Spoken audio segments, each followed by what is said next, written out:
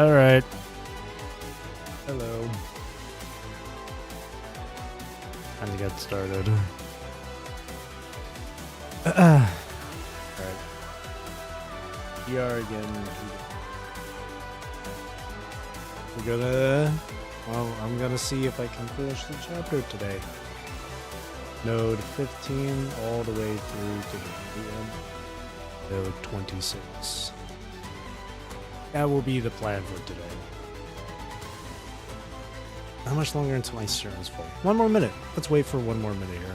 That way I can just use it all up in one go. Give it some time here. Fuck. Ugh. Hello, Oscar. I'm alright. I'm doing alright.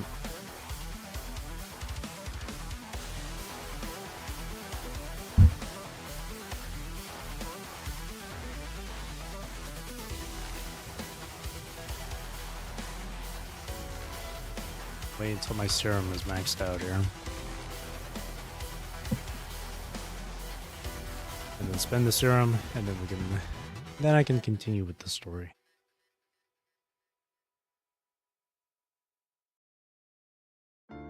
Seven, 6, 3, 2, 1. Boom. And all that serum.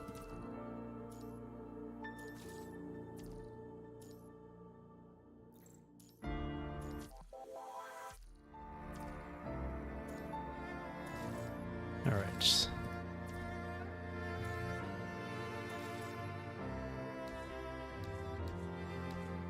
This is the boss challenge. Another Stellar Rush thing. I can do this some other time. Or actually, hang on.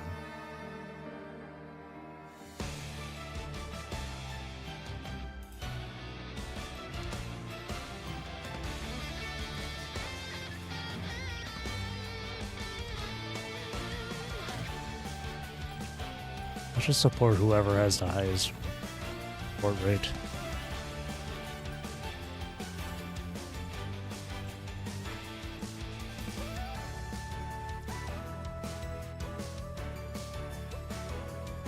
Okay. Oh, wait, what? There's still more? Oh. Claim that. Another shop. Then there's the boss challenge.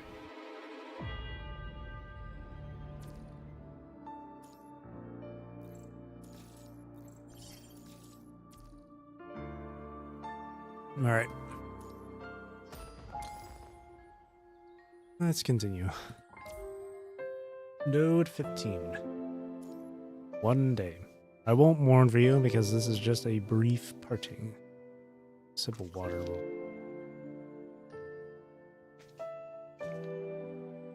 Alright.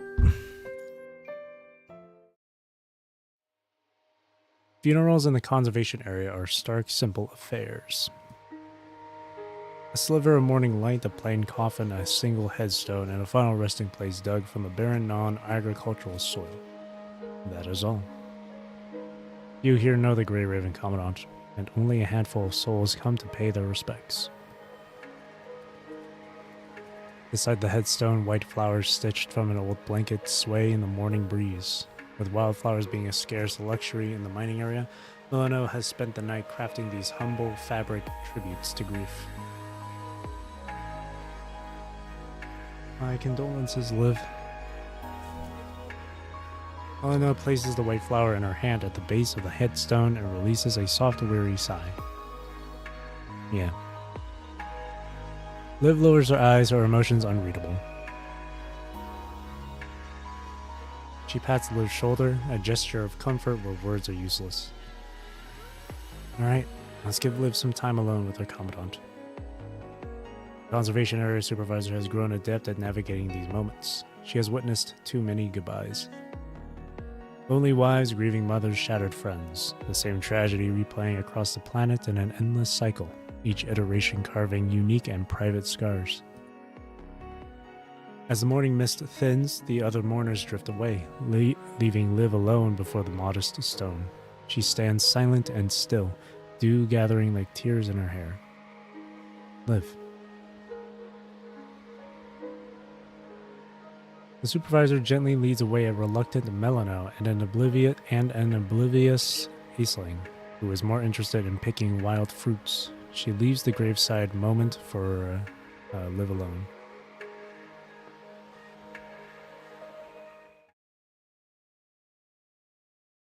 In the morning mining area, no birds sing.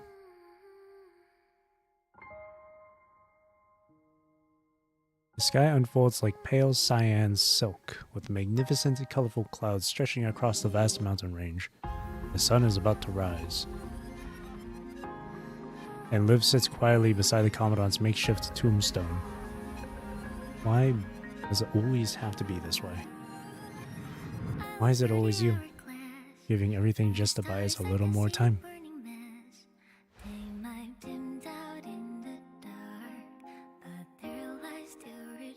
She has endured countless partings and deaths, witnessed tragedies as innumerable as the stars. She once believed no one had mastered the art of facing calamity better than she had, that she had forged an impenetrable armor from a lifetime of tears and thorns.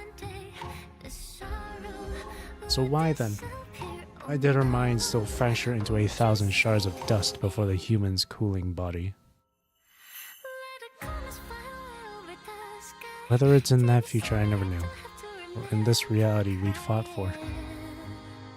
I was so naive to think if I just worked harder, if I carried a little more of the weight, I could change our fate. Grey Raven Commandant Usabeni. Her fingers trace the epitaph she carved with her own hands, her lips silently forming the name. She has seen the Commandant unconscious, teetering on the edge of death.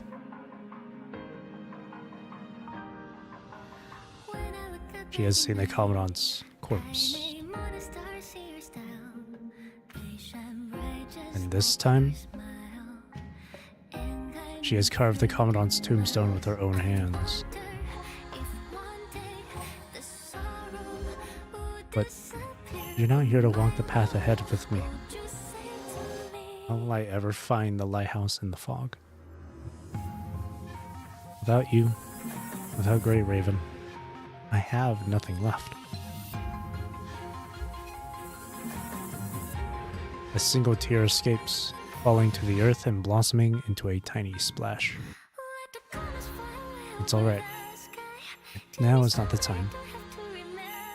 She gently wipes the tear stain away. It's not time for tears yet, Commandant. I won't mourn for you because this is just a brief parting.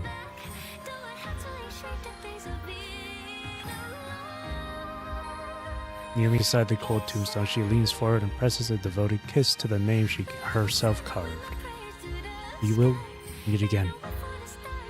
Meet again somewhere else.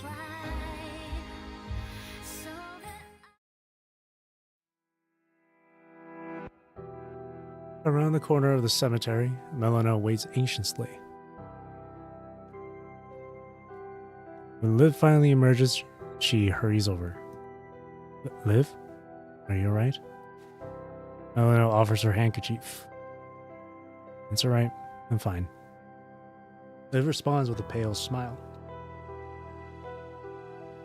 Silence accompanies the two along the path. The low-angled morning sun pierces the canopy, fracturing the light and stretching their shadows into strange, wavering forms. So, what are you planning to do now? I mean, what's your next move? Are you heading to another conservation area for reinforcements? Returning to Babylonia, or...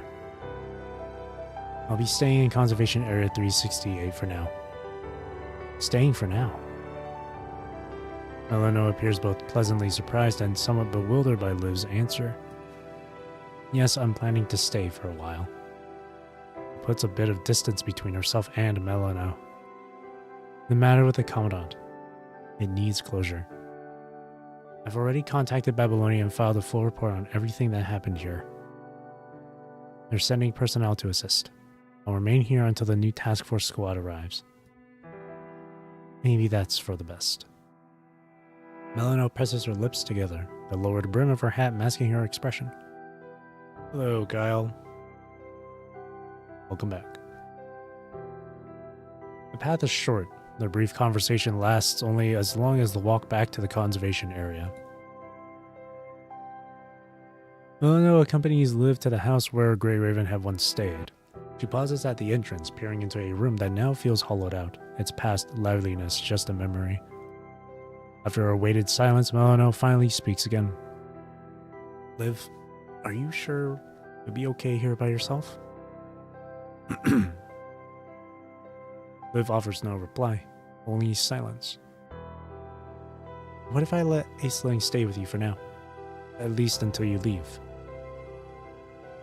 Melano lets out a wistful sigh, her reluctance evident. I had always intended to raise her myself without handing her off to anyone again, but it would be too lonely for you here otherwise. Aisling, huh? Alright then. She's at the medical station now, still recovering from the shock. I'll bring her over to you later today.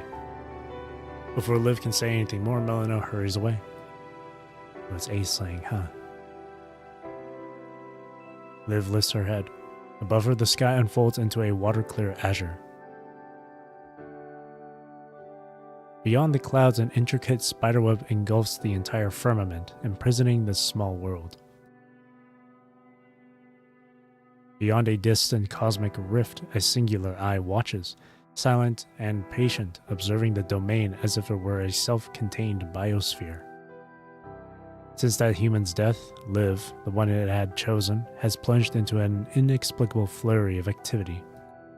She busies herself with incomprehensible data on a device called Terminal, sending messages to Babylonia, a place that does not exist in this world. She frequents the medical station, teaching Melano how to treat wounds and heal the sick. In her spare time, she keeps Aisling company, playing with her and teaching her to read and write. She behaves like a genuine, tender mother. Do we still need to prepare for the matter there? Of course. What about the things here? Is it time? A whisper from the void gently permeates the deep cosmos. No, not yet. Just a bit longer. Through the dense cloud cover, it greedily drinks the ripples of warmth. She will be mine. She will obey me. She will belong to me. She will kneel in submission before me.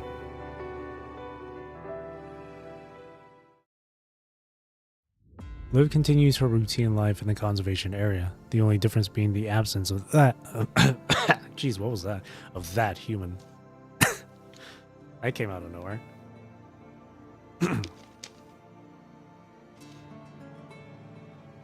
The setting sun stretches the shadows of buildings into long, twisted forms, while misty clouds blur the line between earth and sky.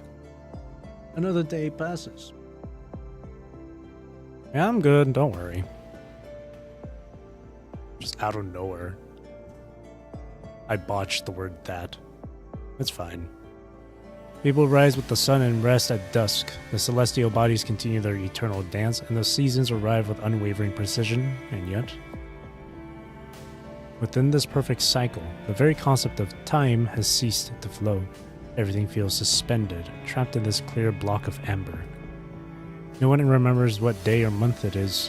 No one remembers how long it has been since the Commandant's death. But Liv remembers. Sitting by the doorway, she gently rolls that bullet between her fingers. Inside her mind, a blood-red mist smothers everything. Storms rage overhead, the ground is torn open, and a landscape of pure devastation stretches to the horizon. She walks across this inner wasteland, every step on the thorn-covered ground carving a deep groove, a relentless calendar etched not in days but in despair and love.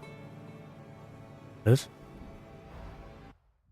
A visitor's gentle call pulls her back from the depths of her mind. Oh no, you're here. Liv offers a faint nod, remaining seated instead of rising to greet her. I came to see Aisling. Where is she? She went to play in the Central Plaza. They conversed with a casual ease, like two ordinary residents of the conservation area. What a beautiful sunset. Seems like we're in for another nice day tomorrow. Will you be coming back to help at the medical station? I never did, thank you. That bleeding control technique you showed me last time worked really well. Tomorrow? Alright, I'll be there to help you tomorrow. That's wonderful. Melino's face lights up with a genuine smile. Well then, I'll let you be. See you tomorrow. See you tomorrow. Watching Melino's silhouette fade into the distance, Liv gently etches another mark in her mind. Day 7 since the Commandant was gone. She still hasn't found a way to escape. She tried asking about time, yet her inquiries were met with bewildered looks and numbers too absurd to comprehend. She also tried shadowing Melino for an entire day under the pretense of helping out, only to earn nothing but heartfelt thanks, not a single flaw. She even tried disrupting her mind again, but whether from distance or some other interference, she could not locate the Commandant's mind beacon, let alone establish any contact. But didn't she already bury the Commandant beneath that crude tombstone?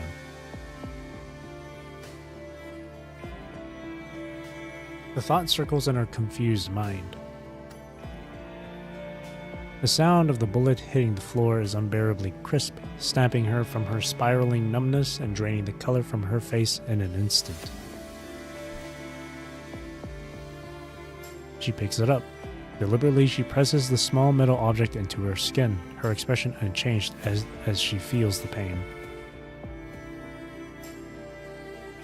Commandant isn't dead. Commandant must be still searching for her. She takes a slow, deep breath, forcing all her senses to focus on the cold, hard truth in her palm. It was an unfired bullet. A bullet that should never have been lying beside the Commandant's corpse.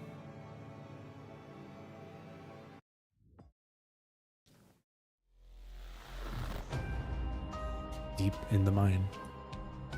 Some time ago, or rather a very long time ago, the chaos in Liv's mind began to affect your mind beacon in reverse. The buzzing has persisted in your ears since then. Through your connection, you feel waves of continuous pain surging from the other end, as if some external force is compressing Liv's mind. What exactly is happening to Liv? A light rain falls, and as the mist begins to part, the heavy clouds shrouding her mind crack open. Liv? Liv! Commandant, your location. I'm near the second safe zone, the one with the crane. Watch out for the mind illusions. Before the word mind can fully leave your lips, the clouds seal everything off once more. Damn it. Come on. At least you managed to tell Liv where to meet up. You thought you'd at least manage to tell Liv where to meet up, but clearly you were being too optimistic. Are you okay? The little girl tugs at your sleeve with a bewildered look. I'm fine. We'll reach the next safe zone soon. Once you reach the safe zone,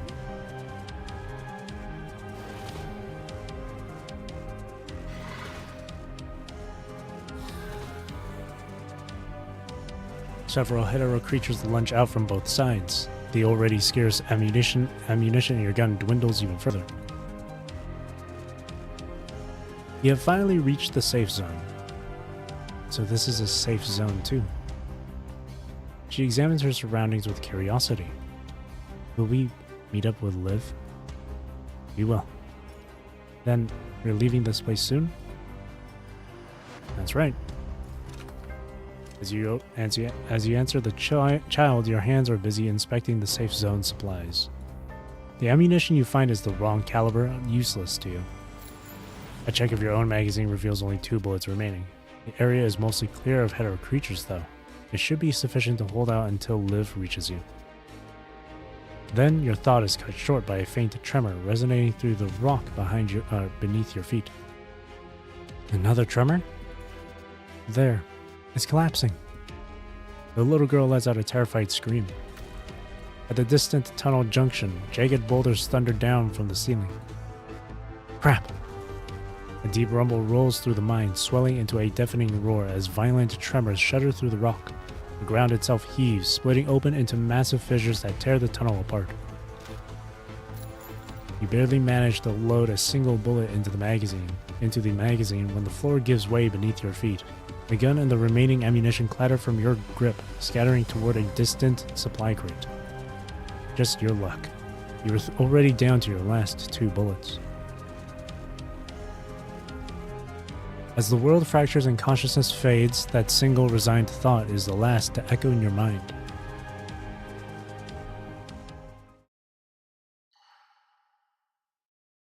Sensation returns to you first, the cold, sharp sting of water droplets falling on your skin.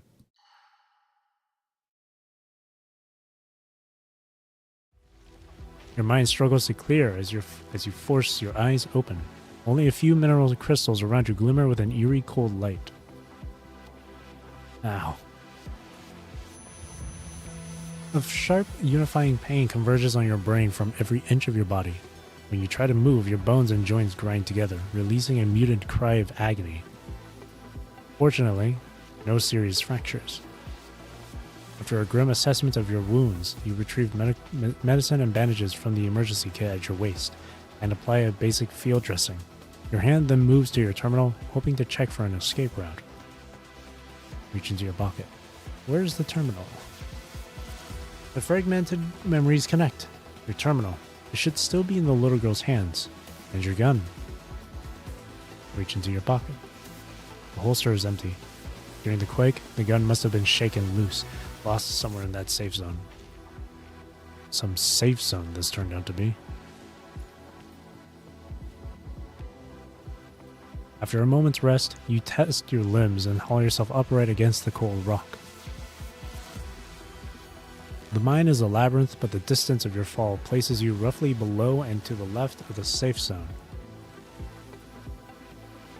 The rock wall is clearly unclimbable, but your memory offers a lifeline.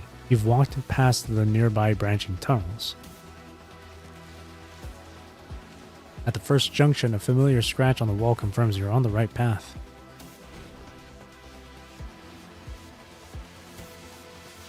You seize a sharp fragment of stone, a poor excuse for a weapon, and press on, keeping one hand on the rough wall for guidance. If those illusions stay away, you might just make it back to the safe zone. The entire journey has been unsettlingly quiet. The shadows feel empty. The enemy who's been pulling the strings behind seems preoccupied. You've seen nothing, not even a flicker of creatures or the earlier illusions. Did they simply withdraw, or have they shifted their focus to live? Then, at your third mark, you see hetero-creature limbs torn and scattered across the ground. Examine the remains. You fight off the slight dizziness from the high punishing concentration using the rock to turn over the severed limbs. These hetero-creatures weren't killed by your bullets. The wounds are long and crisscrossing. Only something specific in this mine could cause damage like this. Does it live? The punishing concentration is still high, which means this thing died very recently. The thought ignites a spark in your chest. Live must be just ahead. Follow the trail. Slash marks scoring the rock walls, clean cuts through fallen hetero creatures. It's as if Liv deliberately left this trail for you to follow. Tracing these signs, you're quickly led to a fork in the tunnel. The path ahead is completely sealed by a wall of rock and soil. Examine the blockage.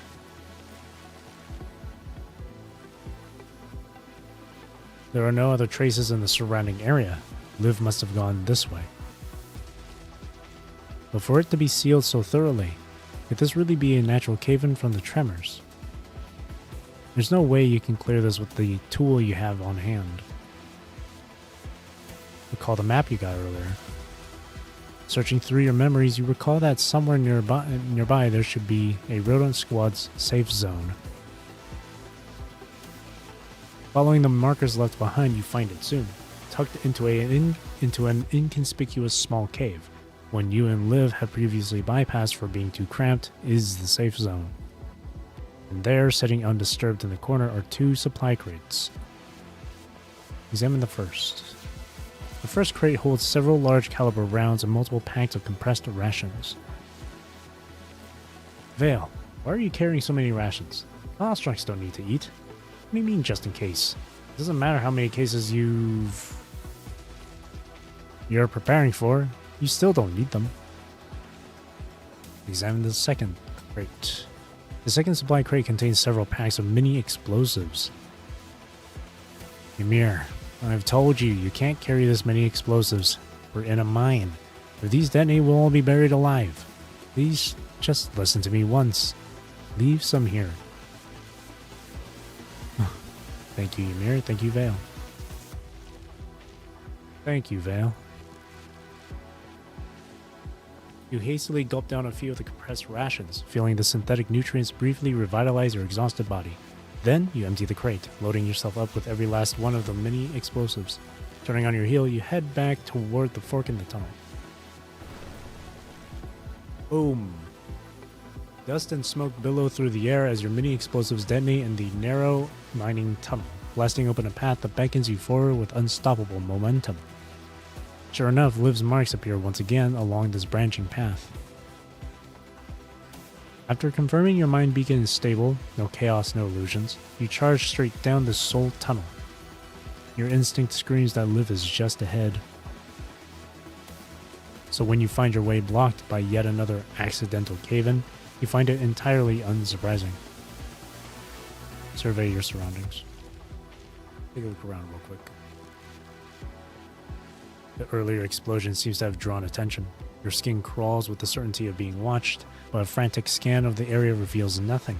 No trace of any creatures. Alright, we're clear. Place the explosives. It doesn't matter. Whether it's the enemy stalking you from the shadows or the creatures lurking in the tunnels, nothing will stop you now. Boom. Brilliant flames erupt outward. The rodent squad's mini explosives pack an inexplicably devastating punch.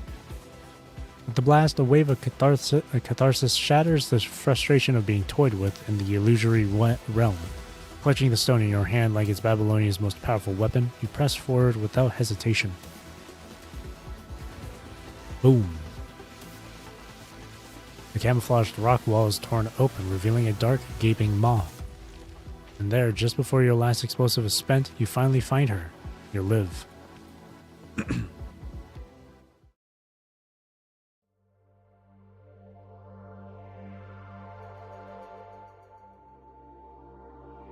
Oh, she's asleep. Sleep. Wakey wakey. We gotta wake the fuck up, samurai. She lies encased, a prisoner within a cradle of bizarre, glittering minerals. Liv. Promised you I would always find you, no matter what. The howls of hetero creatures echo, closing in from all sides. The true objective of the one pulling the strings is now crystal clear. Boom! Your strategically placed explosives obliterate the first wave of creatures blocking the exit. There's no time to wait for the second. You scramble up the mineral structure, reaching the crystalline cradle where Liv lies dormant. Your mind beacon flares, blazing like a star. At this distance, it's close enough to establish a deep mind connection with Liv.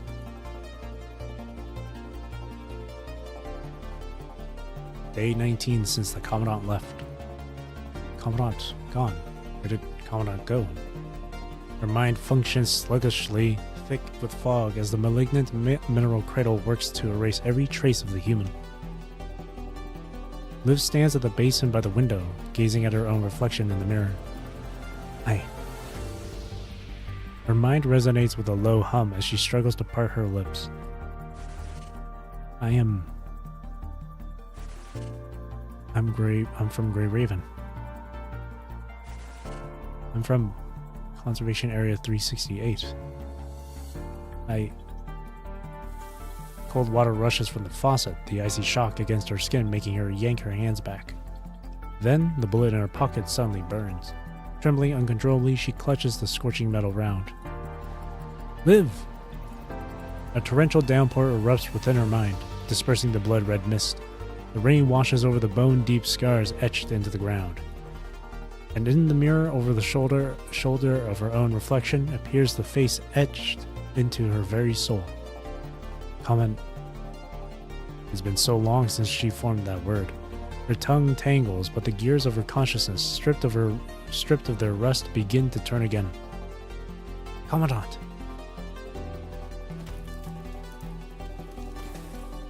Without a moment's hesitation, Liv clenches her fist and smashes the mirror. A hurricane engulfs the entire space. See, we're not dead. Family. The world begins with a lingering sigh. I wasn't worried. The hurricane devours all emptiness as Liv's voice resonates through the entire space.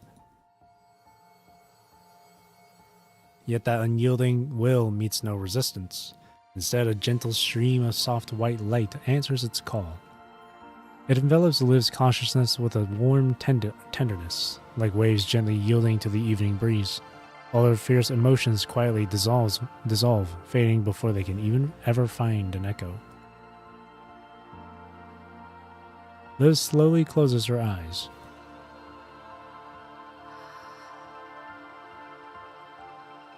The world begins with a lingering sigh.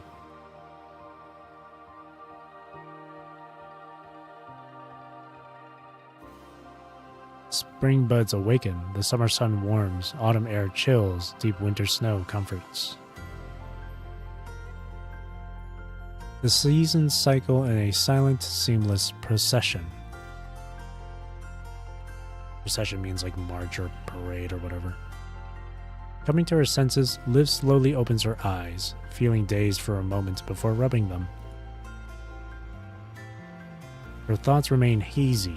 It feels as though she has surfaced from a very long dream, a trace of moisture still lingering at the corners of her eyes. The bizarre kaleidoscopic dreamscapes recede as clarity returns, leaving only shadowy impressions behind. No matter how hard she tries, she cannot grasp a single detail. Am I just tired? She blinks, a profound fatigue still nestled deep within her limbs. Knock knock. A gentle knock at the door pulls Liv from her thoughts. As she opens it, sunlight floods the room, bathing everything in a brilliant golden glow. Mom! Mom. The title escapes her lips in a daze as the mist clouding her memories begins to dissolve. Mom, look! I found lots of fruits again today. The little girl eagerly holds up a basket brimming with bright red fruits, her face alight with pride. That's wonderful, Aisling. But you must promise me to stay away from the mining area, okay? A tender smile touches Liv's lips as she takes the basket, its size comically large in the little girl's small hands. Alright, go wash your hands now. Lunch will be ready soon. Alright. Excitement and happiness flush the little girl's cheeks. She nods vigorously and dashes toward the sink. Mom, are we having those sandwiches you promised yesterday? Sandwiches.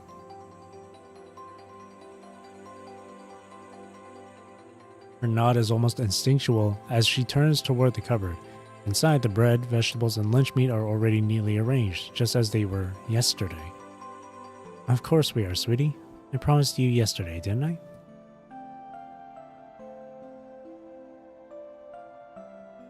From the cupboard, her gaze sweeps over this modest little house, mentally tracing every object in sight. She remembers the bookshelf over there. Its shelves are stacked with fairy tales her mother once read to her, nestled alongside the medical texts her father used to study. All wounded creatures were sent to Eden to heal. Once recovered, the maiden returned them to the mortal world. She was a deity of this realm, an angel to all living things. Her childhood was steeped in love, a foundation that let her grow in peace. She remembers the Medal of Honor on the shelf. When the punishing virus erupted and Babylonia ascended into space, she joined the military with her parents' support, becoming a field medic. Why the rush? Can't we wait for the other soldiers to retreat first? We tried so hard to save them. What's the point of this war? Did I really save those lives? She earned the medal the day she disobeyed a direct retreat order, choosing instead to pull 35 wounded soldiers from a single hellish battle. Her interlude. She remembers the desk buried under stacks of research materials and academic papers. The injuries from that battle had grounded her, making her a frontline medic's post untenable. So she channeled that same resolve into a new purpose, pursuing a degree in construct medical science and joining the Star of Life as a construct. And then, the war was over. These 4 simple words effortlessly summarize years of suffering.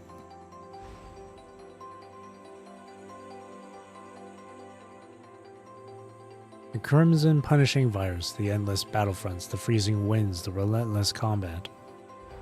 All of it was eventually confined to the pages of history books, concluded by the final period of the last combat report. With the punishing virus effectively contained, humanity began its long-awaited return to Earth, their home. And by her own choice, Liv returned too, accompanied by a commandant, and settled down in this conservation area, a place graced with vast, untamed fields of flowers. The sound of a key turning in the lock snaps Liv from her memories. She looks up abruptly, a wave of involuntary joy lifting her heart. She turns toward the door, a smile already gracing her lips. Who's Benny?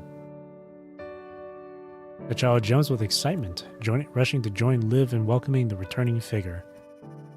The syllable catches in your throat. It's as if your mind has been frozen solid, locked in rust, and is only now haltingly beginning to turn again.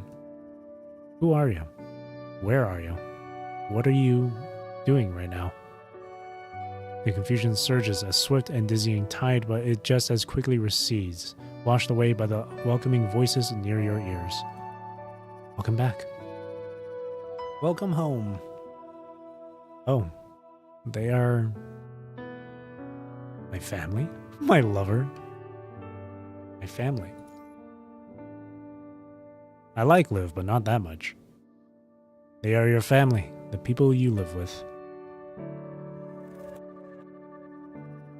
Sunlight floods the modest room, filling it with a palpable warmth. On the table sits a vase of white roses, brought home by you just yesterday. The scent of fresh bread and steaming soup rises to meet you, a comforting aroma of grains and home. This is your home.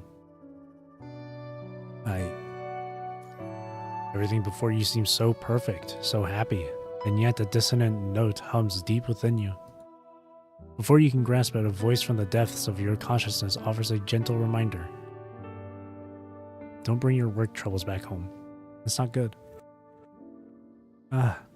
Yes. It's not good. Back. I'm home. I'm back. Welcome home. That subtle unease dissolves as the child rushes into your arms, her small, warm body a perfect anchor. I picked lots of wild fruits again today. That's wonderful, Aisling. Really? How many did you get? Tell me about it. Oh, this is still obviously this is just a dream. So I'm gonna snap out of this shit. I'm gonna go ... All right, come wash your hands. Lunch is almost ready. What in the fucking... I never finished Naruto Shippuden, but I do know what happens. What in the fucking freaking perfect world Sharingan type shit is this? What the fuck? This is not real, this is not real, this is not real, this is not real. A gentle breeze stirs the white curtains. You must enjoy this life? No! I'll only enjoy it if it's Vera instead of Liv. If that was Vera, then I'd be more than happy. A gentle breeze stirs the white curtains, and the afternoon sun bathes the dining table in a golden glow. The perfect scene for a casual chat. You left so early this morning. Is everything alright at the conservation area?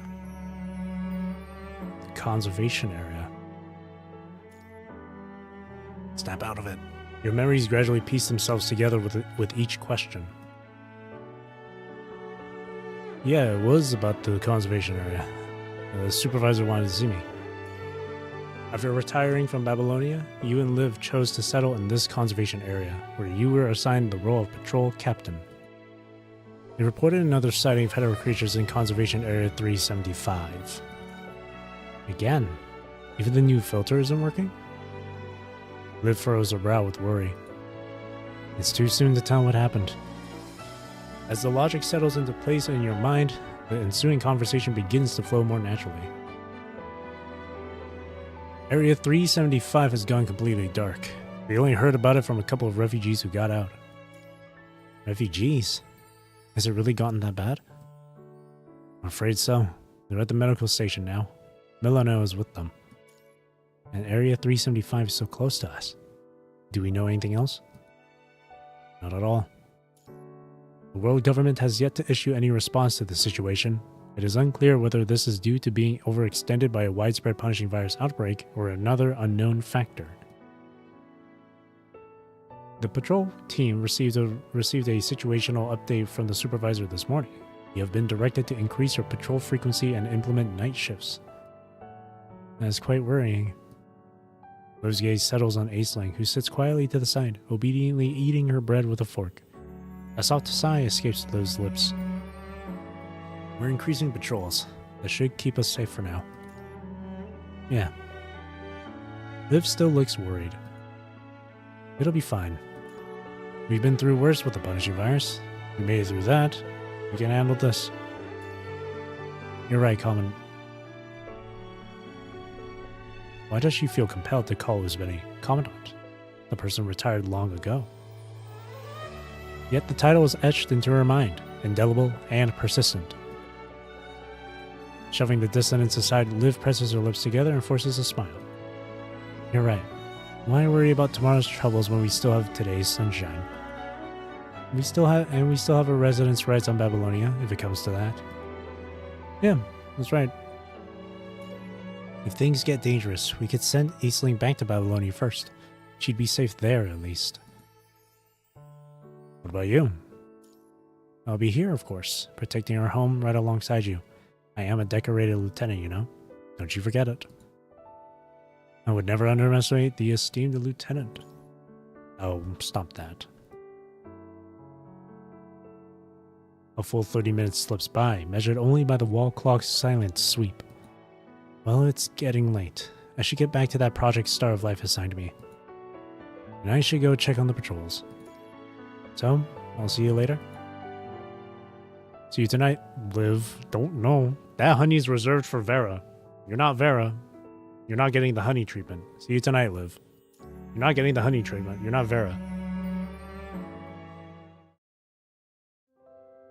Afternoon work hours always feel paradoxically long, yet the time slips away all the same. Liv sits at her desk, analyzing a batch of files transmitted from the Star of Life by Professor Hippocrates. Their new joint research project aims to deconstruct and analyze Construct Mind, optimizing its fundamental operational structures. The professor seems to have acquired significant new data. Liv is carefully cross-referencing the information, absorbed in dissecting the complex contents when suddenly... Mom? The little girl, clutching a jar of candy, tugs gently at Liv's clothes. Aisling, what is it? Liv pulls her chair back and lifts Aisling onto her lap, a gesture that echoes a comforting memory from her own childhood. I want candy. She points insistently at the jar. No child could resist the colorful, translucent treasures inside. Just one piece today, okay? Too many will make you sick. Moderation. With a deft twist, Liv opens the lid, and Aisling carefully selects her favorite color. A triumphant cheer escapes her as she secures the prize, and then she dashes from the room, holding the candy aloft. Careful, don't run so fast. As the child runs toward the central plaza, Liv settles back into her seat, immersing herself once more in the terminal's data stream. That's when she finds it. A tiny variable hidden deep within the dataset. It isn't a value, but something more nebulous. A hypothesis, or perhaps a new possibility altogether. Her thoughts drift to the nature of the mind. the complex region that houses a construct's consciousness, with memories stored in countless intricate forms. A sudden realization hits her. How does she know the mind's internal structure in such detail? Isn't she a human? Before she can trace the source of this unsettling discrepancy, a small hand tugs at her hem again. Aisling is back. Mom, I want more candy. The child looks up, seemingly confident that her mother won't refuse such a request. Oh, Aisling, no more candy today. Liv crouches down to meet the child's gaze. But I want it. You've already had one piece today. Any more, you might get sick. I won't get sick. I know you think that, but our bodies have their own rules, sweetie. Liv pats her head gently. Think of your tummy like a little house. It only has room for one candy, one sandwich, and one bowl of gruel at a time. You've already had one piece of candy and one sandwich today. If we put a second candy in there, the first candy will get upset. You might even start fighting in your little house, Aisling. And if the candy takes up all the space, the dinner gruel won't have anywhere to go. Is that so? Aisling stares at Liv with childlike bewilderment. But Melano always used to give me more. It's not good to ask for things without restraint, Aisling. Whether it's Melano or the supervisor, you shouldn't ask for candy without restraint. What does restraint mean? Restraint means self-control. A good child should learn to control their desires. It's part of growing up healthy and strong. Well, noticing Aisling's lingering confusion, Liv checks her terminal. It's already 6. Would you like to help me make a fruit platter with those wild fruits you collected today? We can make it look like a little lamb and share it with everyone at dinner. How does that sound? A fruit platter? The child's attention is clearly captured by this new, exciting activity. Let's go. Liv smiles, shuts her terminal, and takes Aisling's hand as they leave the small study together. Night falls and the lights begin to twinkle like a scattered constellation. From the small kitchen window, a warm, inviting glow spills into the dusk.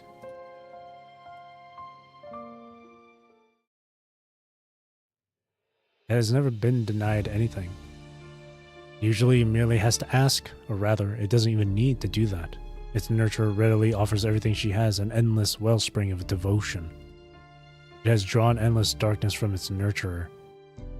It knows the metallic, bloody taste of pain. It knows the gritty, salt and sand texture of sorrow. It has extracted all suffering from its nurturer's mind, feeding on the despair. Yet there was one thing it had never understood. Candy is sweet. Its sense of taste awakened as if for the first time. A rich golden sweetness, like distilled autumn, bloomed and rolled across its tongue. It devoured the sensation with a near-violent greed. It never knew the world could hold such vibrant colors. And then, its request was denied. Bewildered, it didn't know what reaction to fabricate. It could only repeat its demand in confusion. It was denied, and yet it somehow gained more. The wild fruits have a more fragrant quality than candy. It's an essence difficult to capture in words, encompassing a crisp texture, a slight tartness, and a more layered aroma. It loses itself in Liv's mind, reading the colors of flowers and inhaling the scent of damp soil.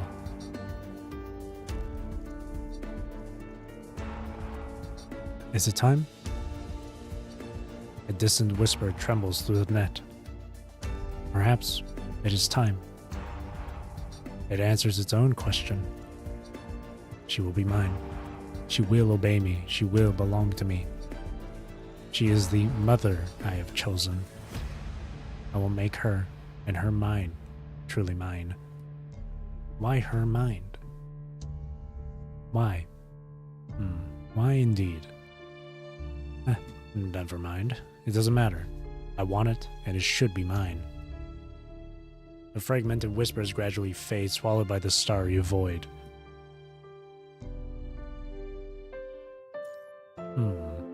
Frozen time. She takes her hands in hers, presses them gently against her cheek, and places a soft kiss upon them. Night falls heavily over the conservation area, a thick blanket of quiet broken only by the slow, sweeping lights of the patrol team.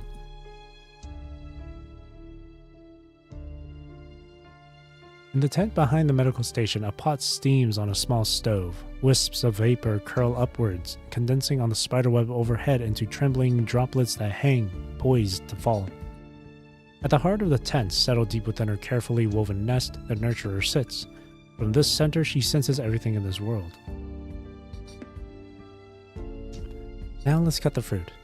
See? Oh, look. Doesn't this oval shape look just like a little lamb's head? And these four little rectangles, don't they look like little lamb's legs? Hello, Liuju. Finally, we place the bread in the middle. Wow, it's a little lamb. By now, the meeting should be over.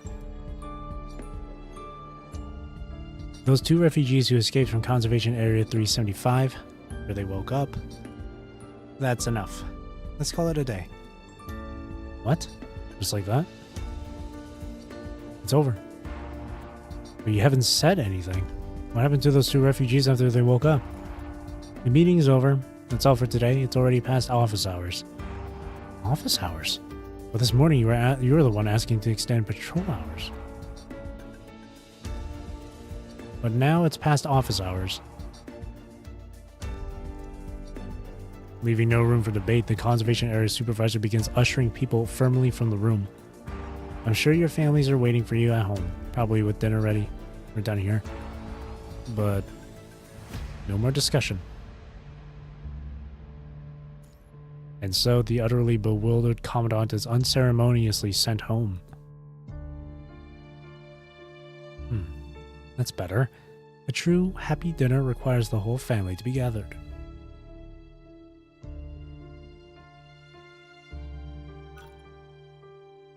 The silken web trembles, gently smoothing away the anomaly the human commandant has sensed.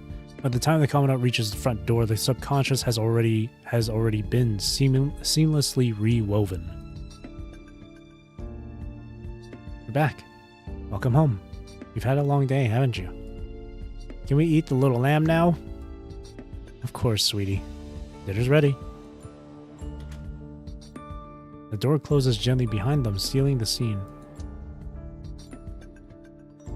This is an almost perfect nest, a safe, warm haven designed to nurture a child. It provides not only ample sustenance, but also two.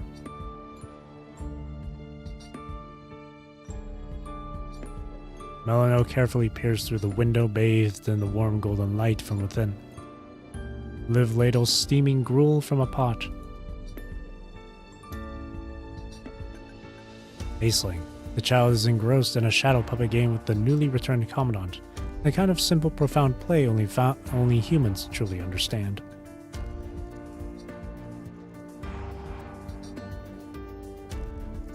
But also two family members who can give her human love.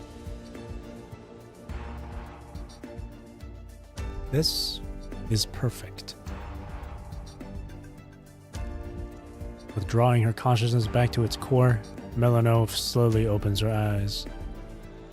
Understanding the human mind is a fundamental skill for a psychologist, but crafting worlds that ensnare others in blissful delusion, that is a far more advanced art. Okay, Madara, relax. What makes Melano special is the paradox at her very core. Her unique power allows her to master the latter, while that very same nature prevents her from ever truly comprehending the former. After that, a series of medical incidents related to the Psychologist Generation 2 occurred in rapid succession. It wasn't until the authorities dismantled several units that they uncovered the base logic behind their operations. Melano lets out a deep sigh.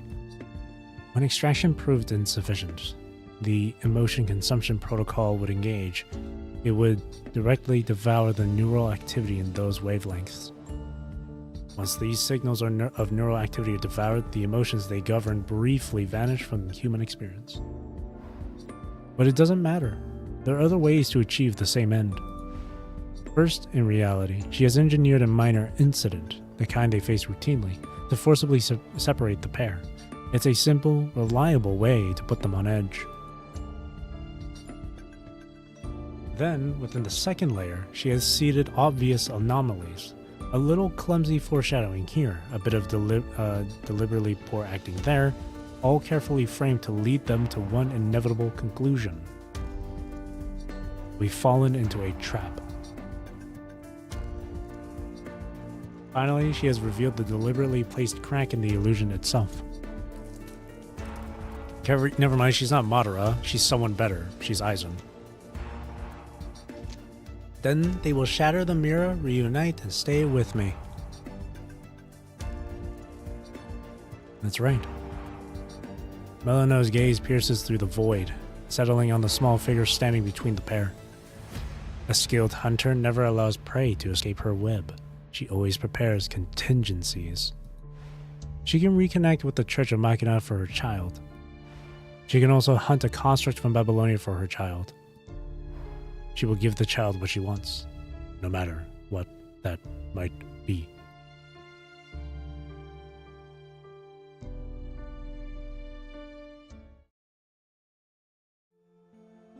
Adjusting her clothes and lifting the pot from the stove, Melano leaves the tent. The stage is set. Now it's time to play her part. She gently knocks on the door to the place called home. Melano, what brings you here at this hour? I made some hot soup. I thought you might like some. Perfect timing. We were just about to eat. Come in and join us. The door to home swings open, welcoming her inside.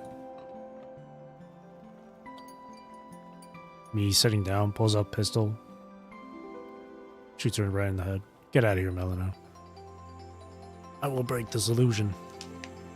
The room is clean and tidy, a human coat draped casually over the coat rack.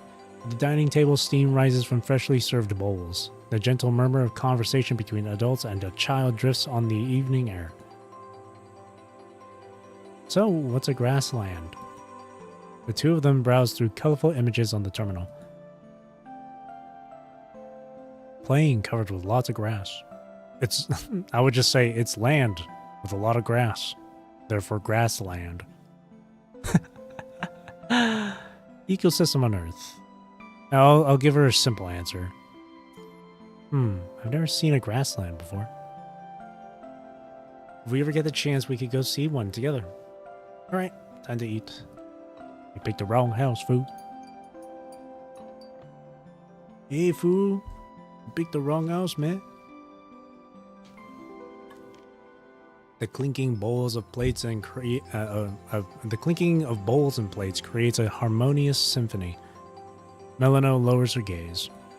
She too is almost losing herself in the peace of this life. But she mustn't allow herself to. Time to eat. Nom, nom, nom, nom. Can we eat the little lamb now? Imagine she says that in the most demonic voice ever. The innocent child rushes to the table, excitedly examining the fruit platter she and Liv prepared together. Alright everyone, let's eat. After patiently guiding the child to wash her hands, Liv helps her settle into her chair. Well then, thank you for having me. A warm, gentle smile graces Melano's lips. She is both an exceptional psychologist and the most patient of hunters. For her child's sake, she has tirelessly woven her web, waiting with infinite patience for her prey to finally arrive. If the child desires it, and if Melano has it, she will hold nothing back. She will hold back nothing. Jeez.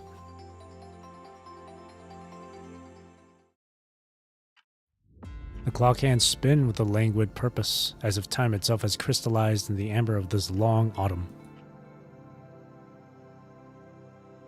Boom, boom, boom. Here the people live by the sun's rhythm, working from dawn till dusk. News of hetero creature attacks on other conservation areas feels like distant thunder, a worry for others. Only the handful of refugees who have fled here for sanctuary watch the horizon with uneasy eyes. For them, Conservation Area 368 is more than a home. It is a hidden paradise, nestled safely in the mountain's deep embrace. Until that day. On an afternoon no different from any other, the hetero creatures surge from the mining area without warning.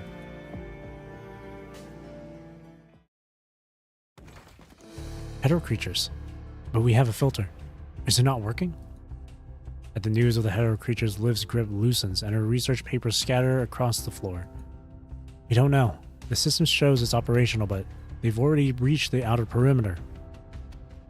Alright, let's stay calm. What's the current situation? The patrol team has set up a defensive line under Usbeni's command, but we don't know how long it can last. I'll go check the filter.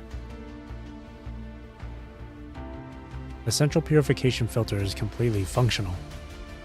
Though Liv doesn't understand why she recognizes its internal architecture, she can state with absolute certainty that the unit before her is intact. Its core is stable. Every component is operating within nominal parameters.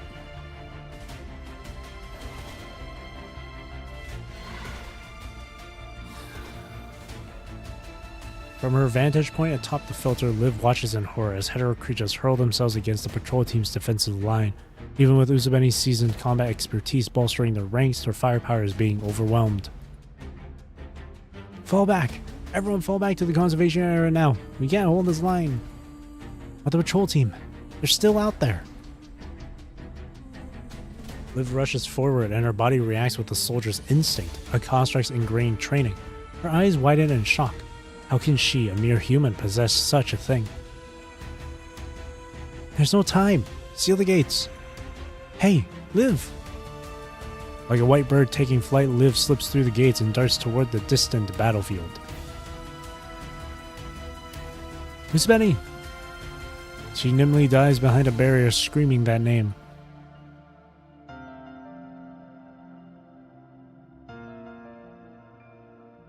Blood and fire flood her vision. Soldiers roar, the wounded shriek, and the ensuing chaos, long-buried memories surge, not from her mind, but from the scorched depths of her mind.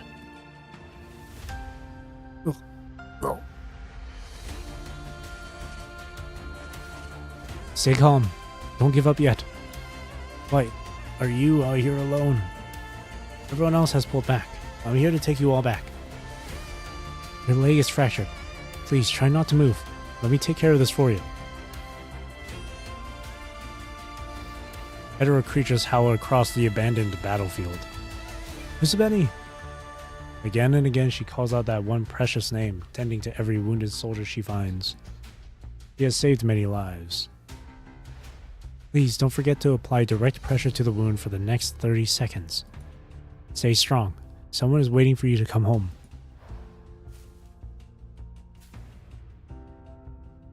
She crawls forward, keenly searching for any sign of life in sight. Yet, the one life that matters most remains lost to her. Usbeni! Driven by desperation, she rises from her cover.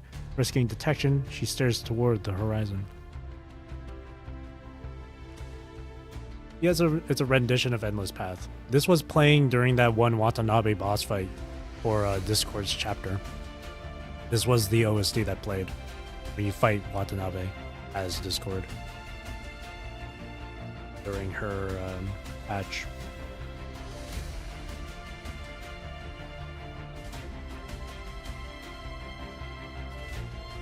A blinding light floods her vision.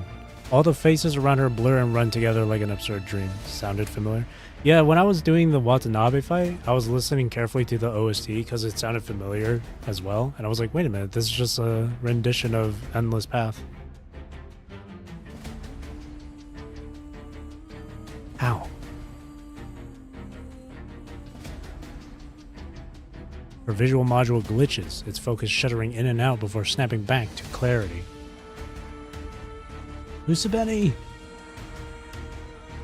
There on the very front line, the human commandant lies fallen, fate a terrifying unknown.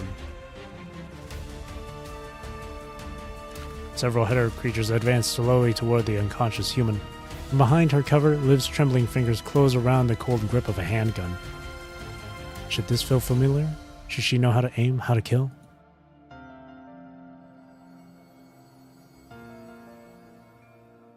Fragments of memory collide, merging into a vast, chaotic nebula of thoughts. Liv pulls the trigger and the hetero creature crumples to the ground. Medic, look out!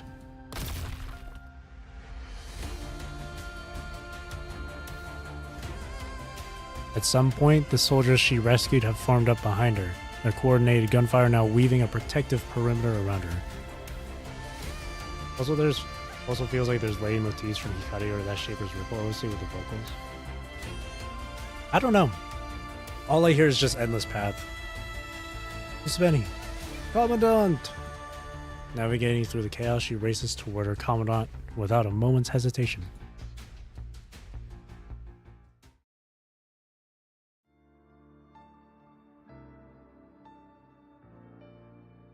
Intercist Oath is the name. It just sounds familiar. I wouldn't think it's leitmotifs of any other OST because this was specifically played during this was specifically and was first played for that Watanabe boss fight. So there wouldn't really be much of a reason to include Hikari or Shaper's Ripple's OST in there. The hetero creature's assault subsides and the conservation area slowly reopens its gates. With the rescued wounded in tow, Liv carries the unconscious Commandant on her back to the sanctuary of their home. Inside, Liv dampens a handkerchief and gently presses it to the human's forehead. The cool cloth does nothing to soothe the searing wounds burning in her mind. Her neural pathways are damaged. Waking up would be nearly impossible. The conservation area's only doctor puts away the diagnostic device. I'm sorry, Liv. Another coma.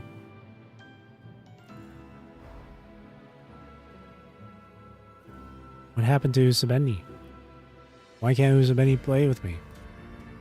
Aisling walks in and leans over the bedside, looking up at Liv with wide, bewildered eyes. Because Usabeni is tired and needs to rest for a while. Liv's fingers tremble slightly as she tends to the unconscious human's wounds with gentle and practiced care. It's red. It's blood. Yes, Usabeni got hurt while protecting our home.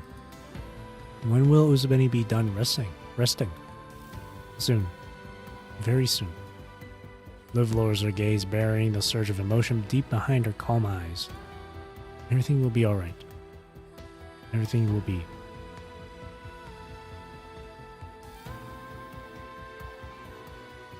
The hetero creature attack came without warning, a sudden nightmare that's brief yet terrifyingly real. The only evidence left is blood staining the conservation area's perimeter. The creatures vanished as mysteriously as they appeared. The remaining patrol members scoured the mining area and found nothing. No one knows where they came from or where they went. Not even Cotton Eye Joe. I only said that because that line just reminded me of where did they come from, where did you come from, where did you go, where'd you come from, Cotton Eye Joe. A very terrible joke. Day 7 after the battle. Liv pushes the window open and fresh air floods the room, cutting through the thick scent of medicine. The weather is lovely today. With all this fresh air, I'm sure you'll feel more comfortable, Commandant. After a routine check of the life support equipment, she replaces the flowers in the bedside vase. Alright, don't worry about anything and just rest for now. Everything will be alright. I promise you.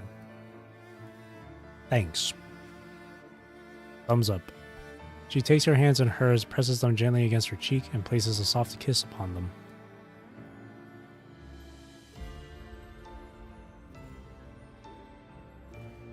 Tears. The bed is carefully arranged for comfort, but the human does not stir, still locked in a deep slumber. This feels like a flashback to frickin' Surviving Loose. I'm like, we're going through this shit again. Yeah, it's just another Surviving Loose. We've been through this already.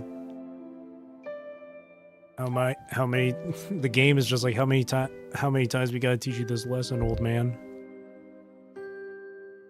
A long dream. Your field of vision suddenly lurches skyward. This unbearably long dream grinds on, unbroken by your unconscious state.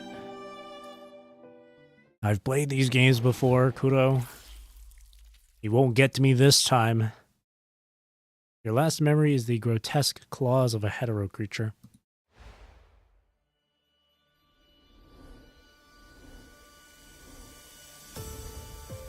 After the explosion of sudden pain, your consciousness is violently torn from your body.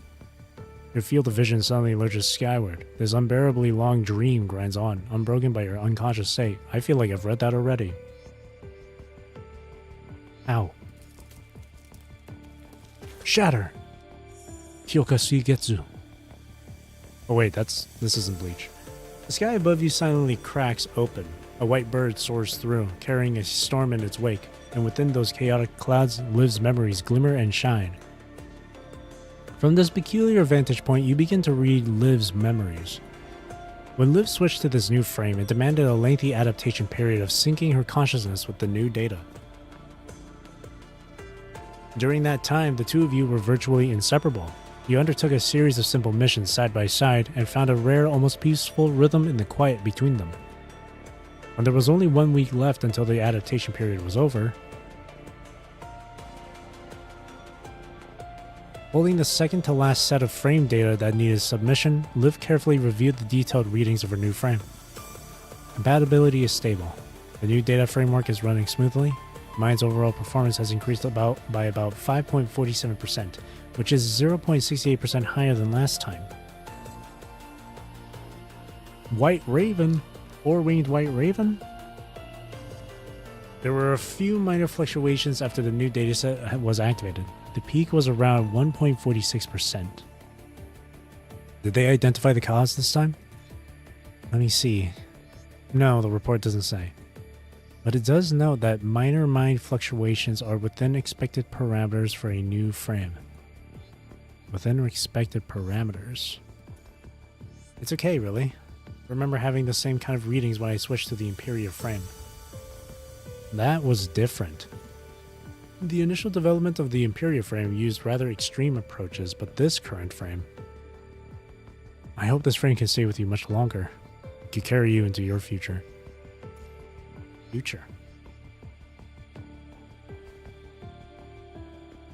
Liv's finger stilled over the terminal. She turned and her gaze found you. High among the clouds, you see your own form reflected in her eyes. Minor fluctuations. You call that shit minor? Then she smiled.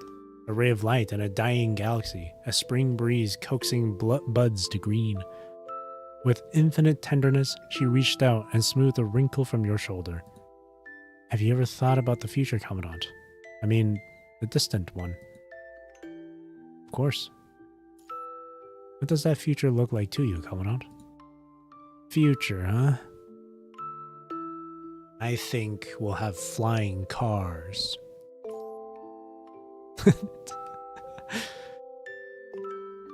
I remember back in the past, people would always think that by the time it's year 2025, we'll have flying cars. But no. Instead, we get a Cybertruck.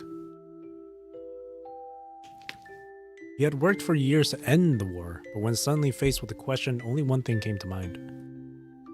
Retirement! I don't know. Go down to the surface and do something? Go down to the surface and do something, huh? Yeah. Enjoy this, take in the fresh air. I don't know. That's the idea. By then, the surface will need to be rebuilt from scratch. We can help humanity do something. We can make a fortune. Yeah, it's all about profit. Yeah, we can help humanity. That sounds wonderful. When the time comes, I'd like to go down to the surface with you, Commandant. Yeah, alongside Lee and Lucia, right? And everyone else. Oh. Once we've saved up enough, we could even build a house where everyone could live together. Could you imagine one giant house with everyone together? Not just Grey Raven. Holy shit. Rowdy. What about you, Liv? What do you think? I want to stay with Grey Raven. With you, Commandant. Liv answered almost immediately. Clearly, this was an answer she'd thought about many times before. Is that all? And then, what would we do together? Is that all? What comes after? I've thought about that, too. For once, Liv flashed a playfully mischievous smile. I thought that if the war ended, Babylonia wouldn't disband the task force. We'd just transition to reconstruction work. We could choose quieter missions then, like helping to cultivate plants. The war has lasted so long. It must have been so hard on the ecosystem. Or maybe we could join the WGAA and help the archaeological team. Excavating Golden Age ruins sounds like fascinating work too. I would do that. And if we could truly retire someday, I've thought about this as well. Maybe we could open a bakery? I'd make the pastries, Lucia could manage the register, and Lee could prepare the drinks. What about me? Am I the janitor? You, Commandant, would be our official taste tester, of course. Just taste testing? That's it? Don't I get to help with anything else? That sounds awesome! Bro, free food? Don't I get to help with anything else? Of course. You've worked so hard for so long, Commandant. When that day comes, you should just rest and relax. Maybe we could find a conservation area with a nice view. Oh, but by then, they'll probably be called cities again, won't they? We could find a city with a nice view to settle down in, and maybe keep a few little animals. I would take a lamb, a froggy, and a cat. We could go shopping together, take walks. And on rainy days, we could stay in, bake some pastries, watch an old movie from the Golden Age. Nah, man, on rainy days, I'm going outside. Starlight glimmered in Liv's eyes as she meticulously envisioned every possible scenario.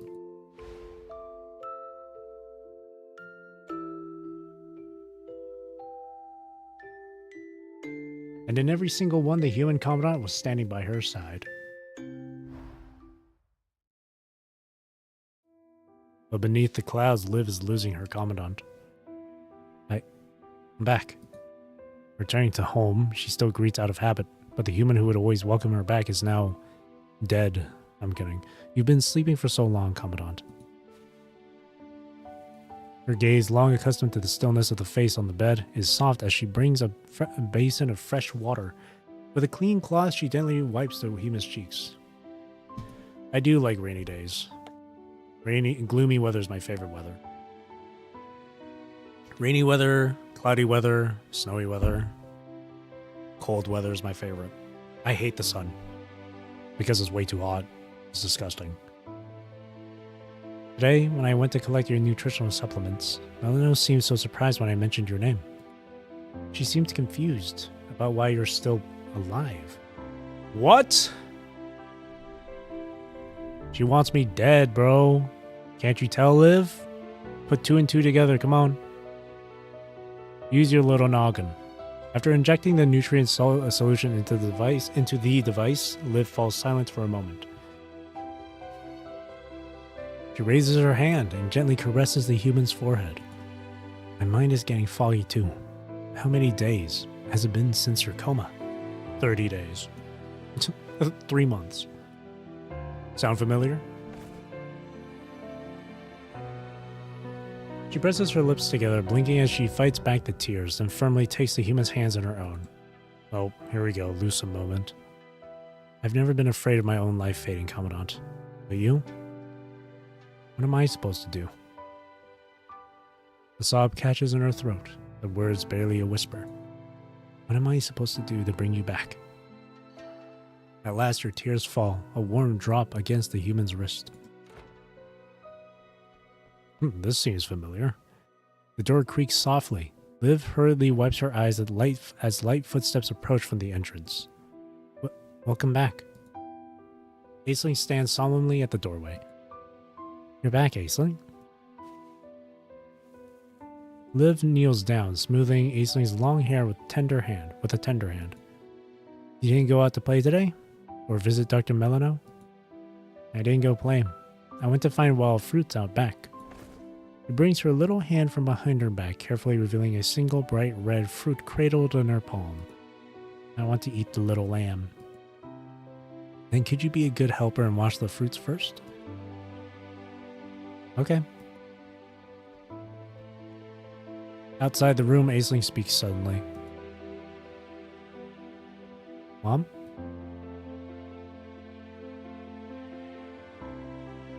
Is Usabeni going to die? No, sweetie. Usabeni's just resting. But it looks like Usabeni's dying. On the health monitoring system beside the bed, the display shows the human's vital signs approaching 0. I've seen machines like this at the medical station. When the numbers look like this, Melano just shakes her head and says, "There's nothing we can do." The little girl stands on her tiptoes to peer intently at the monitor and shakes her head in a small, learned gesture. Is Usabeni really going to die? You won't have to be. Mom, what will you do if Usabeni dies? What the hell was that line? You won't have to be? Me? I don't know. Liv slowly rises to her feet. I have never known a world without Usabeni, and I will not stand by and watch Usabeni fade away before my eyes. If... No. There is no if. She would sacrifice her own life for a vision of the future, but... she would never allow the Commandant to be the price paid for it.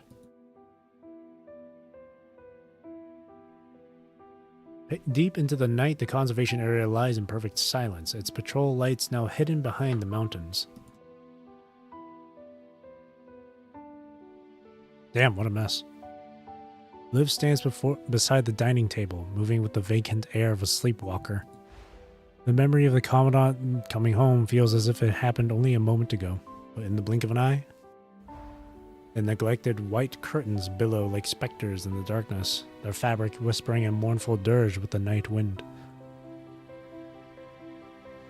That's so goddamn descriptive. That's a good line. Damn, that's a really good line. So good, in fact, that I want to take a screenshot. Plus, this illustration is nice. Usabeni, Commandant. She murmurs the human's name, her gaze fixed on the empty doorway, as if waiting for a miracle, as if calling a soul to return. The world does not pause for a single human. The sun rises as always, and so Liv continues her daily routine in the conservation area. As if nothing had happened, she works, she conducts her research, and she returns home to care for Aisling and the comatose human.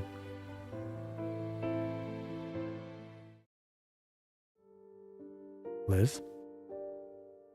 Yeah. I'm here to pick up this month's nutritional solution. This month's? Ah, right. The nutritional solution. Of course. Still the same dosage as before? Right. I don't know why it says all right, but right. Melano efficiently prepares the form, but as she hands it over, her movement falters. Oh, here. I was just thinking. Usabeni has been comatose for quite some time now. When I last visited, the vitals were almost negligible. Are you certain you still wish to keep caring for a patient in this condition?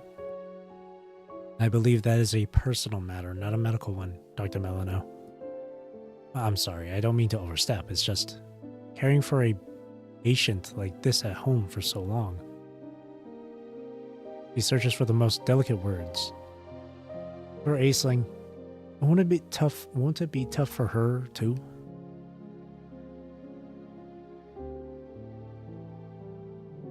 If I know you're hurting, Liv, but for Aisling's sake, perhaps it's time to think about moving forward.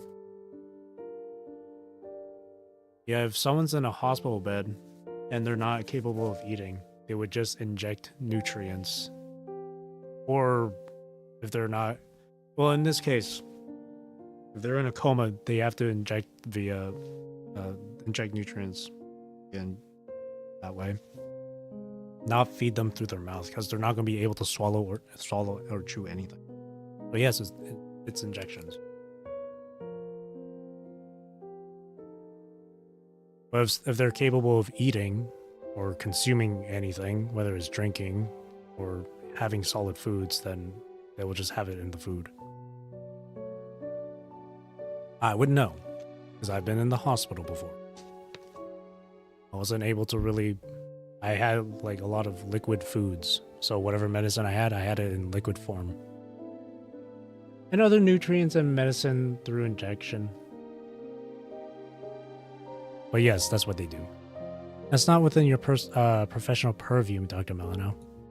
I require the standard ration of life support nutrients. Please provide me with the amount specified on the form. Thank you. My apologies. That's a little bit of Usabeni lore right there. I've been in the hospital once. It was a long time ago, though.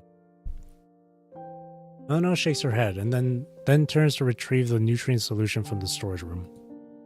Carrying the heavy solution by herself, Liv offers a quiet thanks to Melano and leaves the medical station.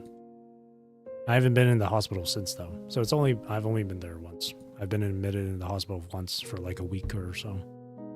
Melano watches Liv's retreating figure for a long moment, then lets out a barely audible sigh. Does she still remember that human? Why does she have horns now? Little devil. Gremlin. Her mind remains in disarray. Logically, she should have forgotten everything by now. No one should be able to escape the illusions woven by its power. I don't know why she still remembers that human either. It's fine. Because our bond is so strong. You can't separate bond. Like that. Bitch.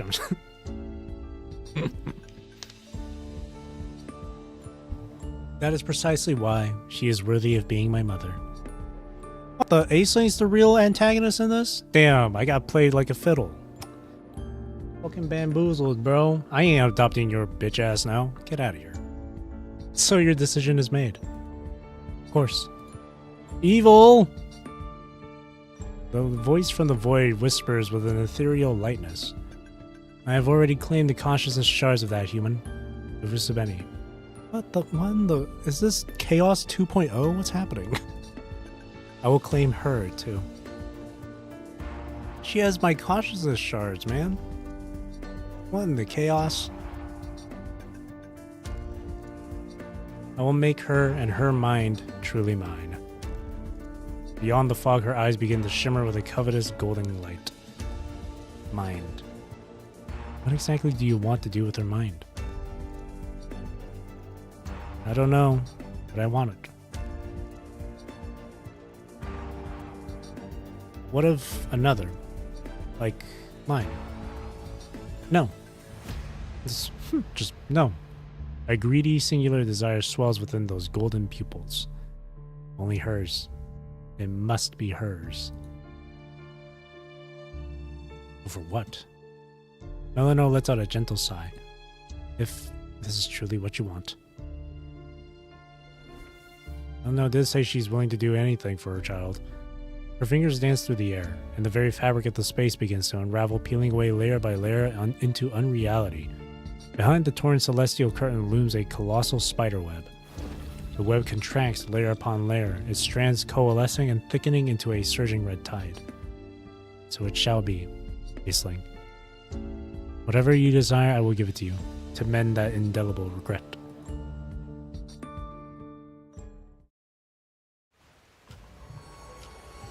The red tide descends on schedule, a voracious crimson shroud that smothers the mountain-nestled conservation area. Caught completely off guard, the patrol team loses half its members in an instant. Now Conservation Area 368 stands isolated, like a solitary manor trapped in a blizzard, utterly cut off from any hope of rescue. We've lost contact with all surrounding conservation areas. The supervisor paces in frantic circles across the central plaza. What do we do now? The serum stocks are gone.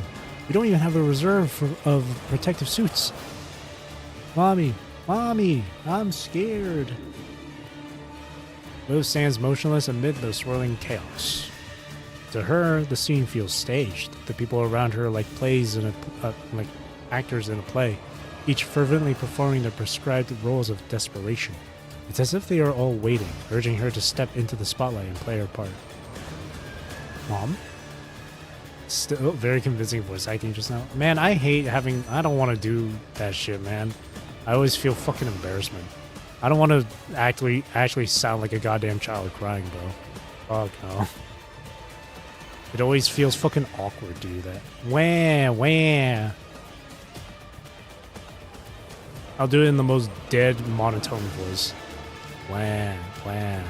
Mommy. I had to do that shit in the Eternal Engine reading, man.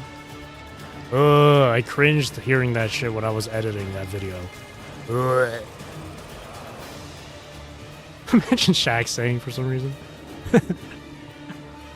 I hate it. Ugh. Sure, I can do yells and stuff. Well, I don't typically like being loud, so, but I can like exclaim, like I could be loud during certain moments during readings, but when it comes to like being a child crying, ooh, I cringe every time I hear myself even attempt it. I don't like it. I don't want to sound like a child. Wee. The little girl with blue hair tugs gently at Liv's sleeve. Hate this friggin' ugly child. Well, Aisling is adorable, but she is evil. She's adorable, but she's evil. It's like those children in horror movies, you know? You can imagine Aisling just standing at the end of the hallway, of a dark hallway, just standing there, be like, I have wild fruit. If evil, why adorable? Yeah, there's two types of evils. There's the evil children that are evil, but they are adorable, but still they're evil. And then there's the evil adult women, where the meme comes in where it's like, if evil, why hot? In this case, it's just, if evil, why adorable? Aisling? Sweetie, why are you out here? I asked you to stay in your room. Aisling's just like, I want your mind. Liv kneels down, gently smoothing Aisling's hair, which has become disheveled from running. The person in the room. Mr. Benny woke up. Sweetie, I love you, but stop holding a knife over my head while I sleep. I got work in the morning. Aisling whispers the news softly to Liv. See, that's what a creepy child would do. It's like that scene in The Sixth Sense. I see dead people. Just whispering that shit. Woke up? Where's Uzbeni now? I saw Uzbeni open eyes, so I came to tell you. Liv breaks into a desperate run. Their house is near the edge of the conservation area, not far from where the red tide is spreading. Commandant! 2 streets away, she spots the emaciated, I think it's pronounced, figure stumbling out of the front door. No! Why? What happened? Oh, God, there's the red tide. Sorry, I'm in a daze. I think it's strawberry jam, alright? The figure seems to hesitate for a fraction of a second, but it does not stop at the sound of her desperate, shattered cries. The red tide suddenly rears up like a leviathan, its crest curving into an impossible towering arc. Commandant! Liv, don't! Liv lunges forward, her fingers stretching, straining, and brushing nothing but the empty air where the human's clothing had just been. Oh. The Dr. Pepper. The strawberry jam. Delicious. The figure is gone, instantly utterly engulfed by the crashing tide of crimson. Delicious. Commandant. A grief so violent it feels physical seizes her mind. Wait, what? A grief so violent it feels physical seizes her mind. Oh, wait, what? Hang on, I'm trying to understand this sentence structure here. Wait.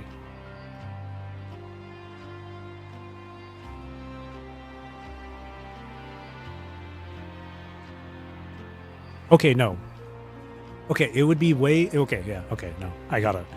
Just imagine there's a comma mark after grief and then after physical.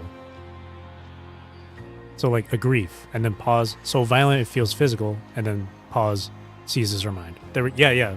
2 comma marks would fix it. I got so confused for a second. There you go. A grief so violent that it feels physical seizes her mind. So a grief seizes her mind. That type of thing. English. It is a blizzard, a shock of 10,000 needles, and her fingers go instantly, deathly cold. go instantly deathly cold. It's...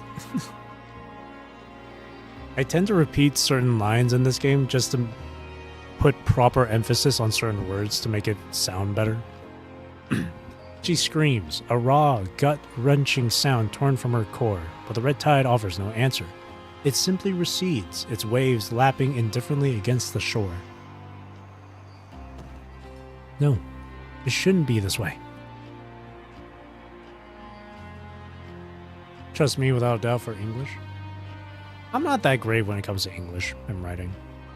I feel like I've slowly gotten better after all the times I've read through PGR's story as well as Wua's stuff.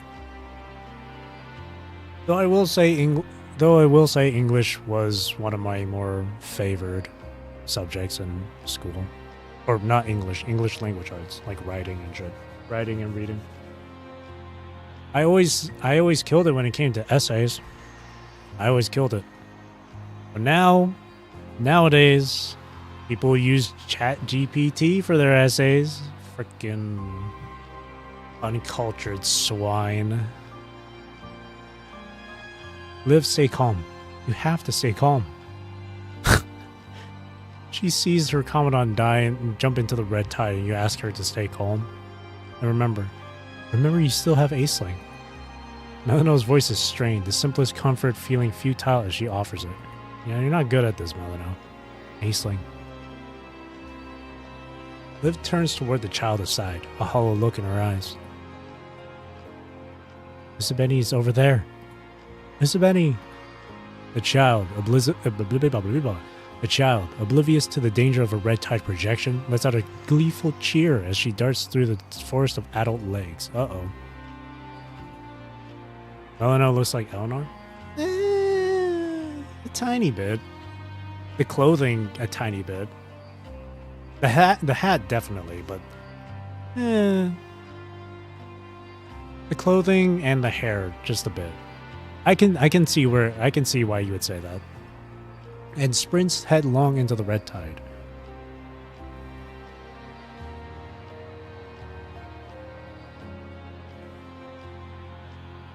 An absolute suffocating silence crashes down upon the conservation area. Slowly, mechanically, Liv rises to her feet.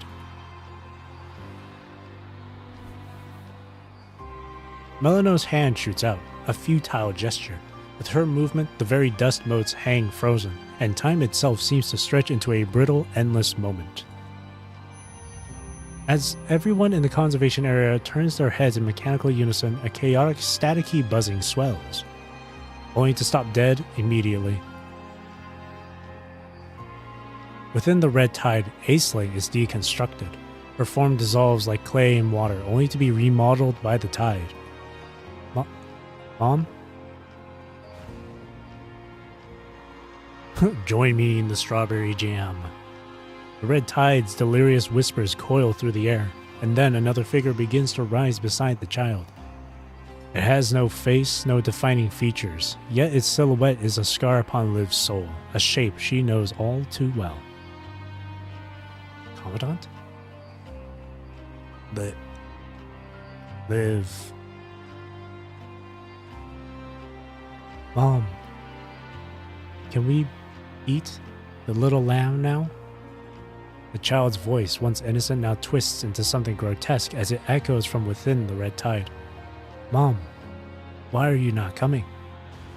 Aisling speaks with confusion.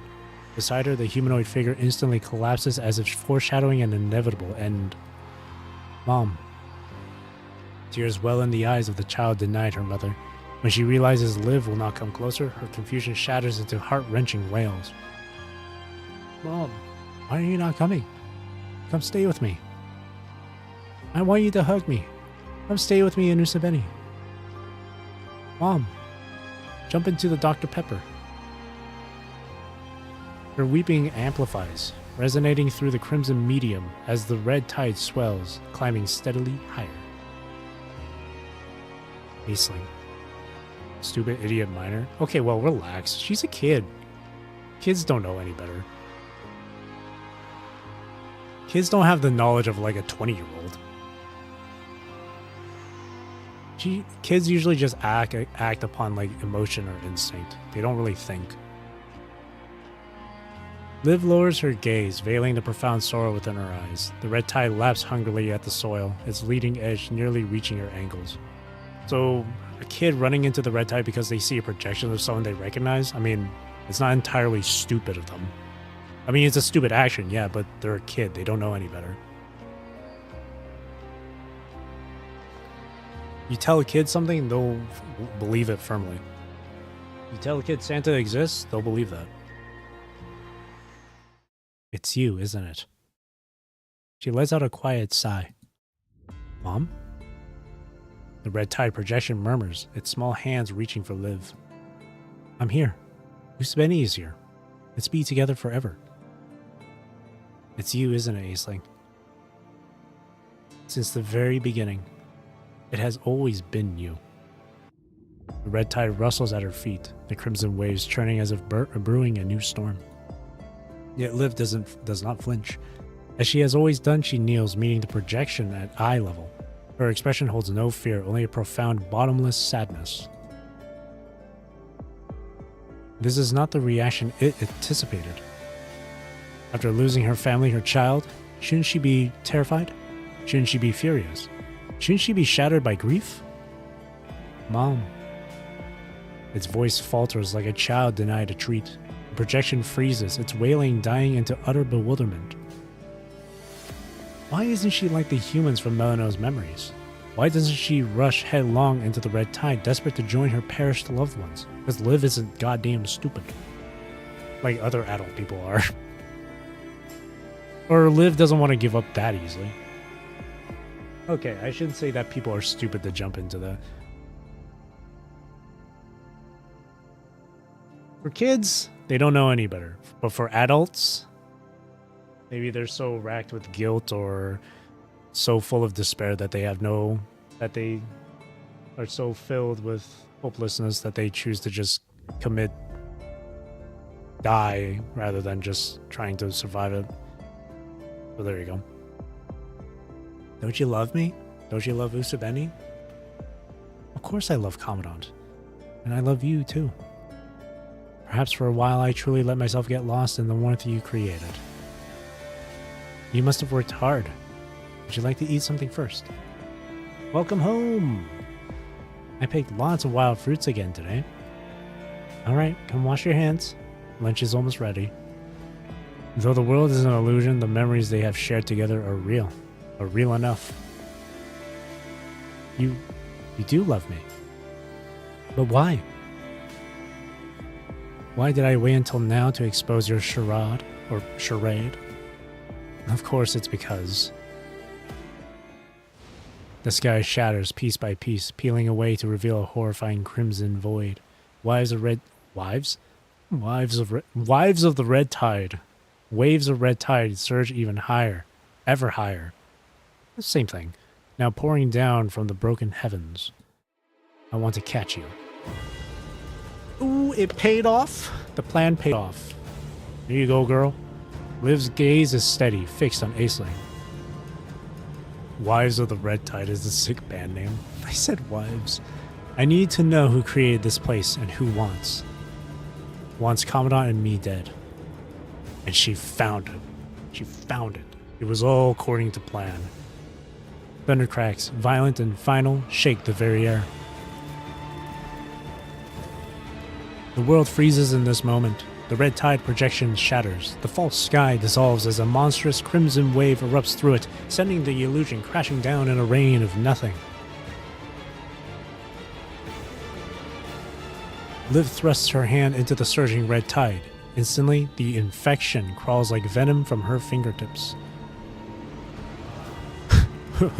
Keikakudori. All this, I just imagine Kamui from Panini Grey Raven. All this time, I've suspected everyone. I've run through every possible ending in my mind. I just didn't want to believe that it was really you. The red tide creeps greedily up her arm, a corrosive whisper trying to invade her chaotic mind. This is what you wanted, isn't it? Then, come see for yourself. As the last of the false illusions is devoured by the red tide, Liv's fingers close firmly around something solid within. A cloth strip. The Grey Raven Commandant's cloth strip. The very one once tied firmly around her own wrist.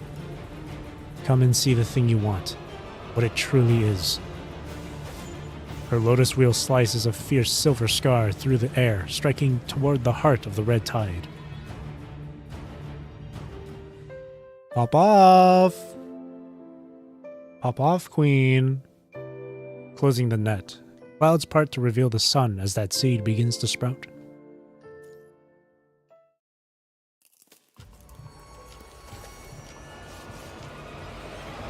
The lotus wheel shatters the illusion. It's striking. Its force striking directly at Melina, the weaver who had been hiding in her own web, spinning this elaborate fantasy. Ugh. Caught completely off guard, she reels. A shockwave of pain reverberates through her, setting every silken thread in her web trembling violently. Sorry, I just had a double take on what I had to read. I thought I was misreading for a second.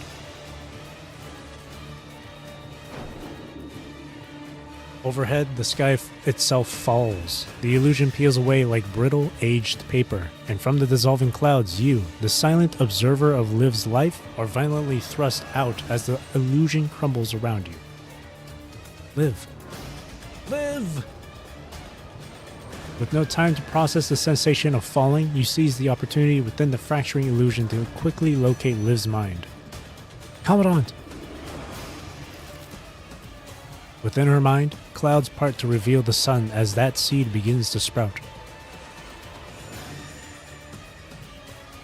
The guiding star erupts with brilliant light as she firmly grasps your hand. The illusion collapses with a thunderous roar. Howling winds rush past as you fall endlessly into the void, holding onto each other tightly amidst the chaos.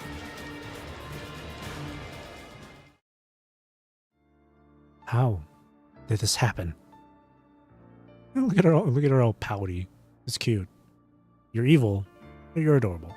The child, perhaps it is still right to color Aisling, watches the falling pair, her confusion accompanied by a sharp, hot rage. Doesn't she love me? Oh, you know what? Maybe Aisling is just like has the appearance of a child, but maybe it's one of those cases where she's actually like freaking like 100 years old or some shit. Why wouldn't she give me everything she has? Like her nurturer did. I don't know. She is evil. The horns don't lie. Aisling, come to me. Aisling, don't stray too far. It's dangerous out there. Aisling, I'll give you a home. A safe place where nothing can hurt you. Aisling, anything you want? Anything I can give you? Why? Why not? The red tide writhes, coalescing into razor-sharp claws that lunge desperately after the two falling figures.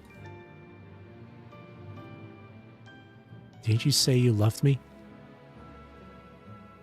Why do you pull away when I want to hold you? Effortlessly, the shadowy presence slips into Liv's mind. It meets no resistance, as if she has laid all her defenses bare. You already know what I want. Let me have a taste of your mind. Mom. She has often imagined what Liv's mind would be like. Perhaps an endless field of flowers, as vibrant and softly chaotic as an oil painting. She has dreamed of its taste, too. She's certain it would be as rich and comforting as maple syrup that Liv once let her taste, sweet and warm like the autumn sunlight. Whatever its form, she is sure it would be built of the warmest, most beautiful things. When Aisling touches Liv's mind, a cascade of light floods her vision. A shiver of pure childlike anticipation fills her widening eyes, the thrill of a new toy finally within reach. Then, Aisling opens her eyes, and a crimson tide floods her vision. How? The very world convulses. Razor-sharp fragments of memory whirl in a blinding storm, blotting out the sky. Countless moments intertwine with a ceaseless, buzzing chorus of lament and screams. Thorns wail from the bleeding soil, and murky waves of earth merge with the crimson sea, coalescing into grotesque, despairing human shapes. Mom? What is this? Aisling's legs give out, and she collapses to the ground. Even within Melano's consciousness, a repository for countless human sufferings, she has never witnessed a landscape of such pure horror. Mom. It shouldn't be like this. It shouldn't be like this. Her mind should be a tranquil sea, a sweet dream. It can't be this. This has to be an illusion. It must be. What you see is what you get. She dashes frantically through the crimson sea, recklessly unleashing her power in all directions, churning the chaotic environment into utter pandemonium. Then a clear cry pierces the cacophony. A white bird with blood-stained wings and a weary gaze descends, a streak of purity dashing through the hellscape. Cacophony is kind of like it's synonymous to like chorus, I guess. Like a chant. Or a group of like people like chanting, screaming, whatever. That's what cacophony is. Mom. Mom? You hid your real mind from me. I want it. Can you give it to me? This is my mind. The white bird shifts into a human form, now a silver-haired woman standing serene upon the turbulent sea. This has to be an illusion. It must be. Why didn't I feel any of this when we were at home? Because we don't pass our burdens to our family. Am I not your family? Mom? It reverts to its usual pretense, eyes glistening with manufactured tears. Family? It's not someone you pick to serve your own desires. That isn't what a real family is. Mom. You only care about getting what you want. You picked Melano, you picked me, and you even picked Commandant. We are nothing but dolls you've picked to play with. That isn't what a real family is. Remember what I told you? It's not good to ask for things without restraint, Aisling. A good child should learn to control their desires. It's part of growing up healthy and strong. But Mom, haven't you been lying to me too? It seems I will have to be a bad girl then. As if you weren't evil enough. I will get what I want, no matter the cost. Shadows silently creep across Liv's mind. I will be a more eviler person. I will be more of an antagonist than the antagonist I currently am. Elsewhere, the endless fall ceases within a gentle embrace. The hurricane winds that lash your cheeks soften to a gentle drizzle. The suffocating plunge slows and stills. It's as if you have settled into a bed of soft clouds. Your consciousness, cradled and safe, finds solid ground once more. You open your eyes to a tranquil lake.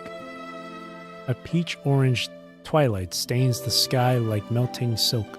A formation of graceful birds wheels overhead, their songs weaving through the quiet air. This place. Liv? Commandant? I'm right here. Oh my god, it's the menu screen. She stands on the lake's surface not far away, smiling at you. This is your mind? The place looks so different from your last memory that you wonder for a moment if you're still in an illusion. Liv tucks a stray strand of hair behind her ear, her gaze drifting away. She keeps her tone deliberately light. New desktop unlocked. It's a safe zone created within my mind, just like what the rodent squad did. Asimov told me that dataset could help alleviate the symptoms affecting your mind. He wasn't lying. This small sanctuary exists because of it. Ever since we arrived at the conservation area, or maybe when we entered the mine, I can't quite remember. But something has been lurking there, affecting my mind. At first, we blamed the minerals. Is it Melano? Is it Aisling? Before accepting that, I was avoiding the possibility, deliberately and subconsciously. Melina was the obvious one, but now that I think about it, Aisling was always hiding in her shadow. What exactly is she? The little girl named Aisling is shrouded in mist.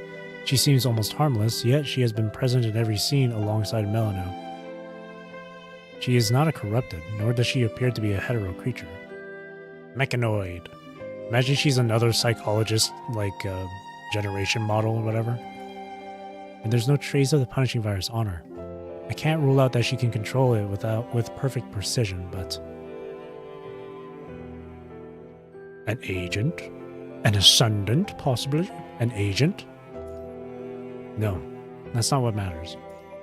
What matters is why their first move was to get me out of the picture.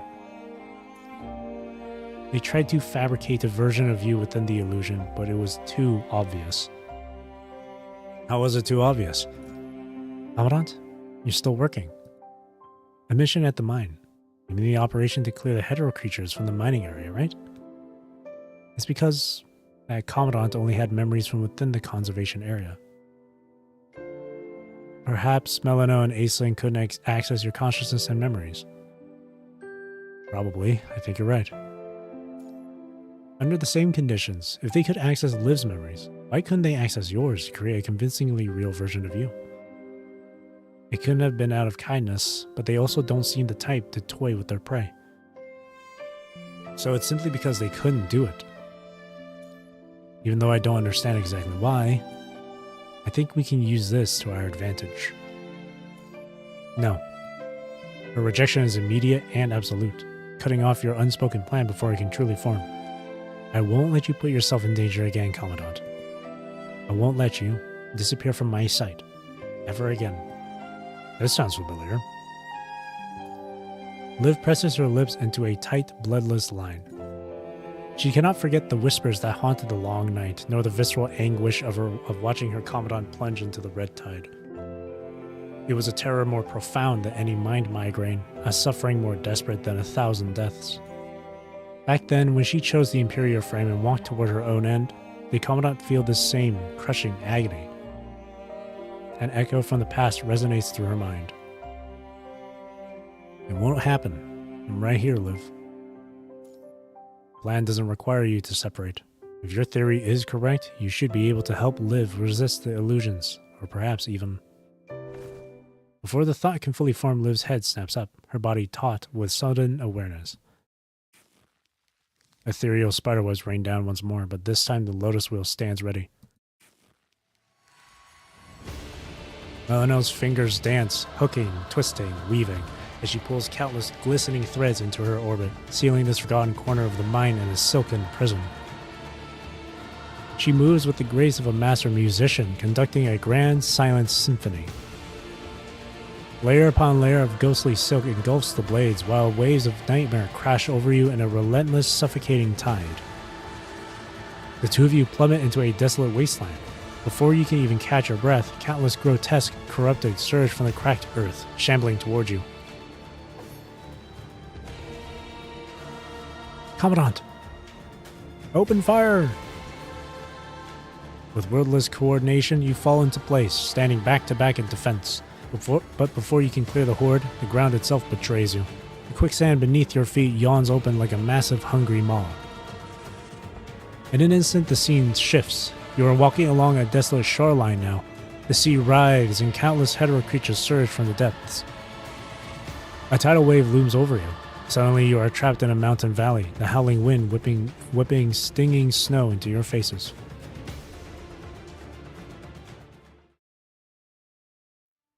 No, this isn't working. Nestled within her web, she catches the two figures struggle forward through the heavy snow. The mind connection is far stronger than she ever imagined. A subtle twitch of her fingers, and she once again burrows Aisling's power. An illusion abruptly unfolds, painting her spider threads with a mesmerizing ethereal glow. Morning arrives and the alarm rings right on schedule. Ugh, I really don't want to get up. Mood. Exhaustion radiates from every bone in your body, but yesterday you only... Yesterday. Fragments of memory explode like lightning through your mind, but no matter how hard you try, you can't place when any of it actually happened. Something's not right. In your consciousness, there seems to be a single thread that stretches outward, pulling you somewhere. I am not a morning person, no. It's raining outside. The gentle patter falls against your umbrella as you follow that strange thread forward. The image of a silver-haired girl flashes through your mind once again. Is she the one at the other end? Commandant! The silver-haired girl races through the rain from across the street, heading straight for you. Your mind begins suddenly blazes with brilliant light. Liv? The moment you see her, countless memories flood your mind. I found you. The instant your fingers touch, the ground splits open into a black void. Melano is using that mysterious power again. In the darkness of the void, Liv speaks softly. Her influence is growing stronger. Don't worry, Commandant. We're almost ready to close our net. Before your conversation can finish, the next illusion descends. Empowered by Aisling, Melano grows reckless. She weaves desperate, brutal fantasies to sever the tether between you. You fall into the abyss and become too corrupted. You dissolve into a sea of flowers, transformed into blossoms yourselves. Turned into a gentle breeze, you can still find your way to the single green leaf that is Liv. Morphed into a dormant seed, you are sustained only by the rain clouds that Liv has become. How is this possible? How do they always find each other somehow? Still not working, but this is what I want most. You promised you would give me everything. Driven by the child's persistent pleas, Melano grows increasingly agitated. She cannot bear to fail Aisling, not again. After all, it's her Aisling, the child she lost and fought so desperately to reclaim. Under that expectant gaze, she borrows the child's power, tirelessly weaving her web of illusions. Finally, a vibration travels back along the silken threads, confirmation that her illusion has taken hold. A sigh of relief escapes her, followed by a spark of excitement she hasn't felt in an age. Just like that day, when she found... Wait. A small figure flashes in her peripheral vision. She freezes, her fingers suspending mid-weave. That's... Melano can hardly believe her eyes. Slowly she approaches and gently lifts the infant from the cold ground. That's... Aisling.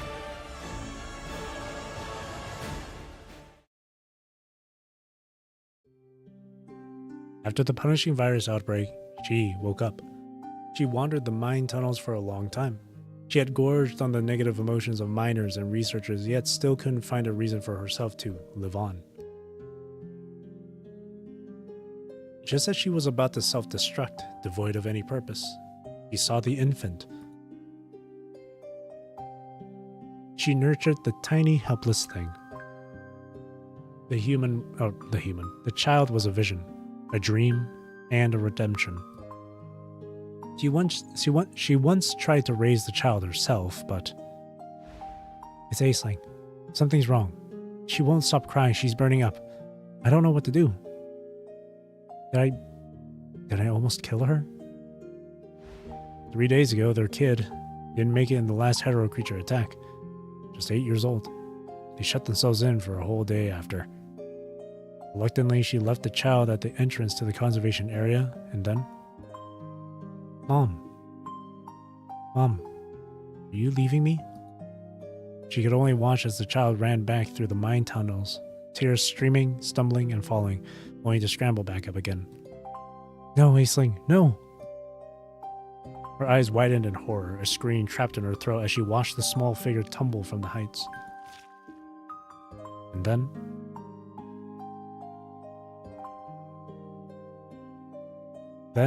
she remained alone in the sunless mine for a very long time. She would gaze at Aisling's crude gravestone, her whispers meant for ears that could no longer hear.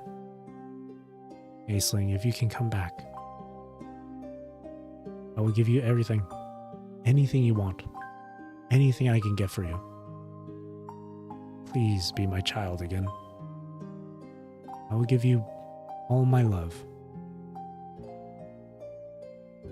Time lost all meaning in the deep until a rumble shattered the stillness, until that strange infant appeared beside the gravestone. Aisling. She murmurs softly as the reflection of a mirror-like surface flashes across the threads. No, this is not right. The spider silk tangles into chaotic clumps, piling into a disordered heap around her. In a surge of shocked fury, Melano frantically tries to reweave the web, the perfect web meant to conceal everything. But her efforts are futile.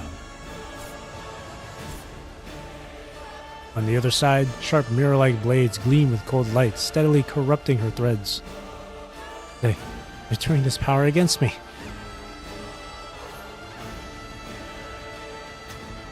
Snap. The spider silk thread breaks, and in its wake, the massive web begins to crumble. Yeah, it seems like the real Aisling died. So that whole thing with the child dying and stuff, it was just Aisling that was the one who died. That's sad. When the dream ends, love spins itself into a cocoon, holding you securely within. In her arms, she cradles her entire world.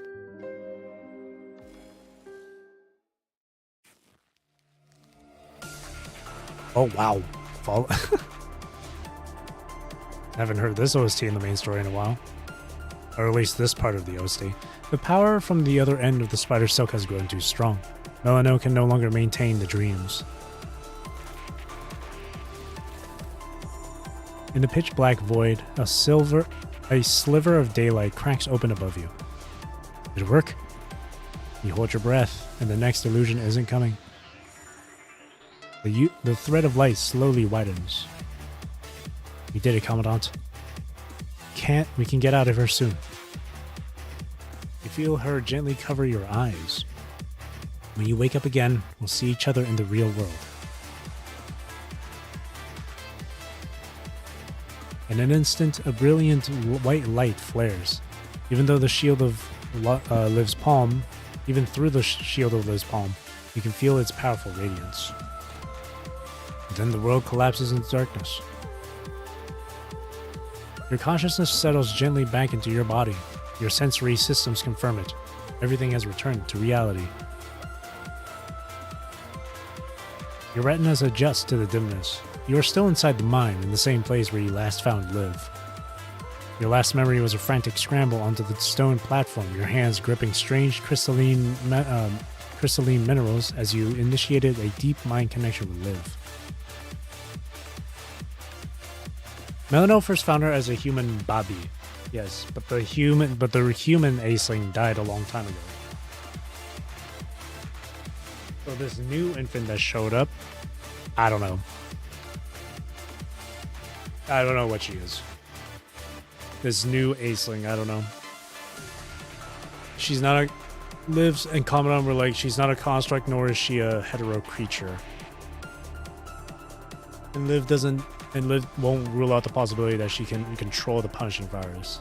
So other things could be she's either an agent / ascendant or whatever, or she's like a higher or part of a higher being. She's a child. She's something worse. A child. Suddenly, a faint rustling sound comes from the edge of the platform.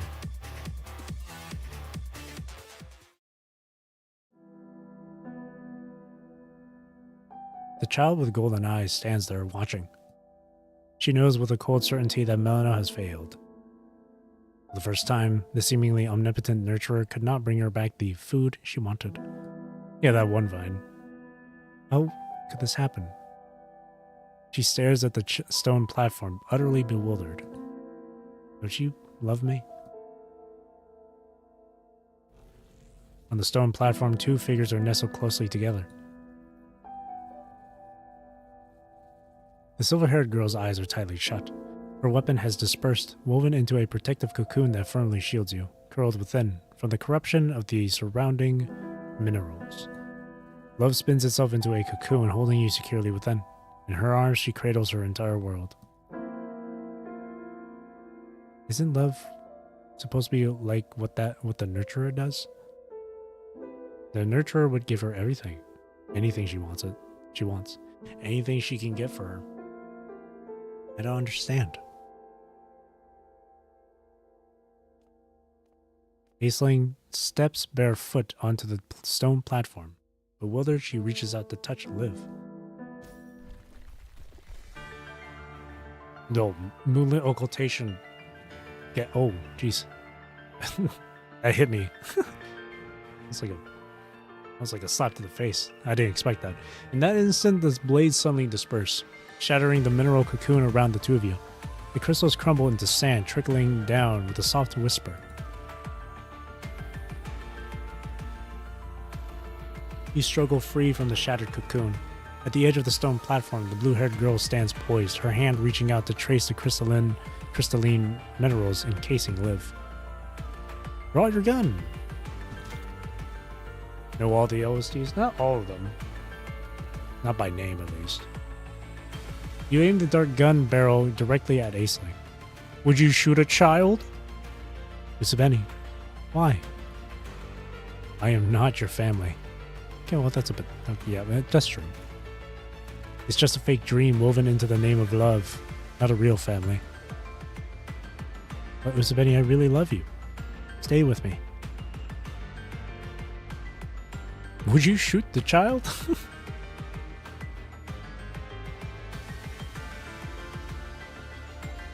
Oh, man. See, in actuality, I even if the child is evil, I wouldn't have it in me to shoot it. But knowing that she's not human, though, I guess that's more. I guess that's a proper reason to. A bullet strikes the dirt before her feet, spraying soil over her toes. The child flinches, recoiling from the gun's dark muzzle. That is not love. She is only using Liv, using Melano, using you. You just want our lives. Maybe Aisling here is like an AI, kind of like Genevieve.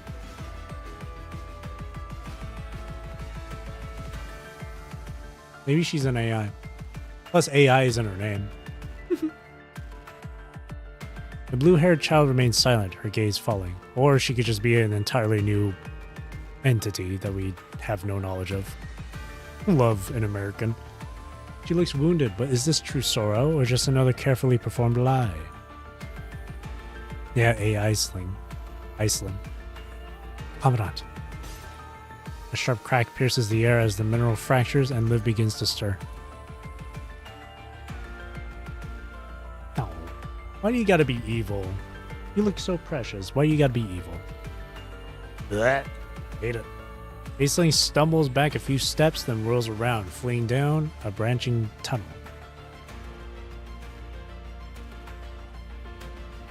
She casts one last look toward the stone platform. Liv is fully awake now, her weapon hovering protectively as she turns to speak to the human. I have a name, you know. I'm not just the human. She can't stand against Liv. Not now. She can feel it clearly. Spurred by some inevitable catalyst, Liv's mind is steadily filling, growing denser and more powerful.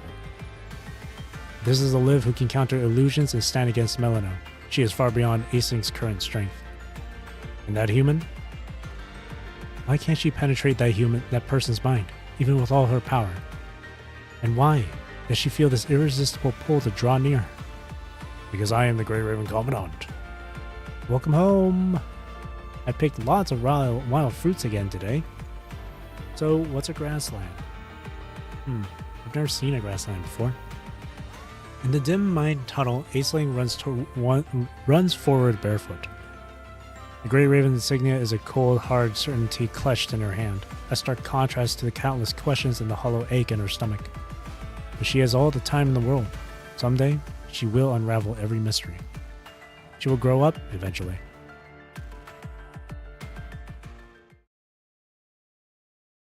Commandant. Like someone just waking from a nightmare, Liv frantically searches for any sign of you. I'm here. Liv, I'm here. Aisling. Liv spots the child's silhouette in the distance. In one fluid motion, she snaps into a combat stance, her weapon drawn and ready. In the next moment, her body betrays her. A wave of dizziness sends her stumbling, and she falls into your steadying arms.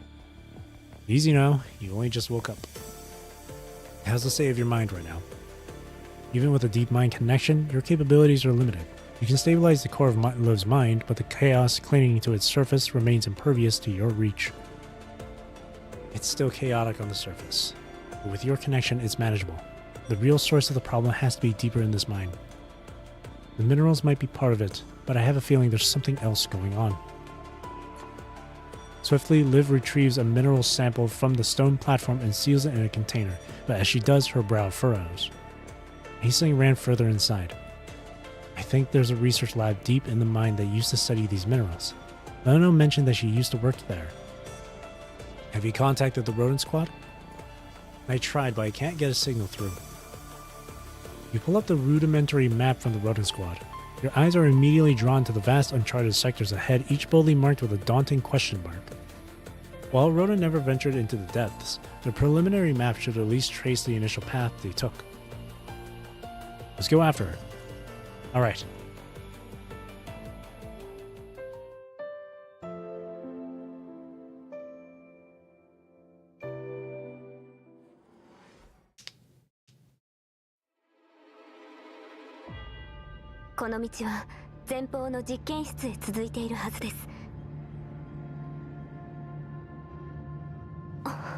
Oh shit.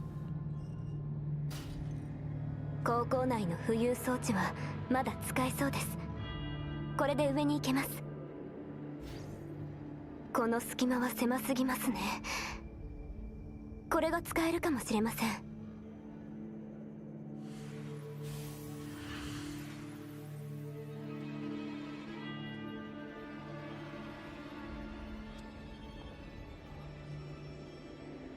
ここが高校内の実験室。Yours died 5. 指揮官、危ない。 I wonder who that could be. What in the Resident Evil? 実験室のセキュリティはまだ作動していますね。What in the Resident Evil, bro?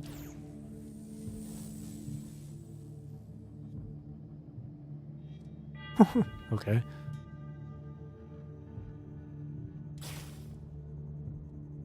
残された物資、まだ使えるものがあるかもしれません。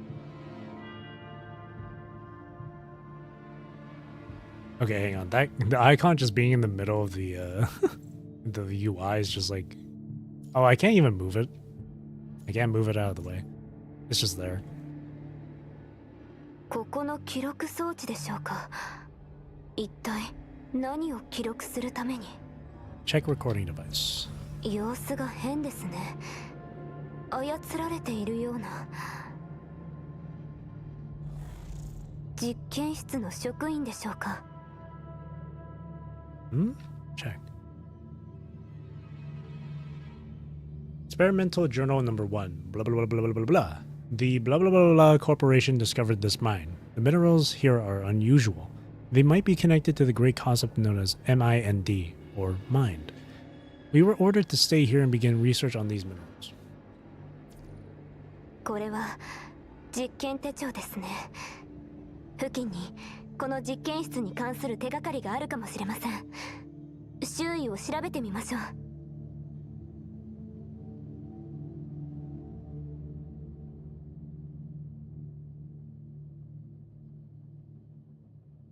Checking everything.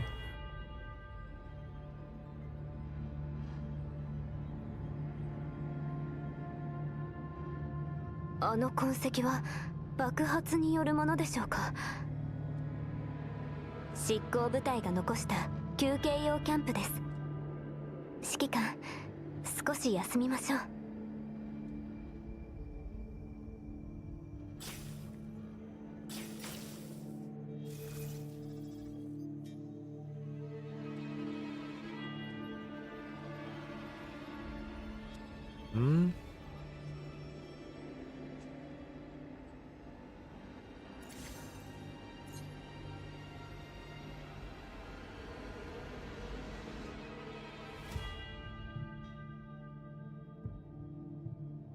指揮官、周囲を探索しましょう。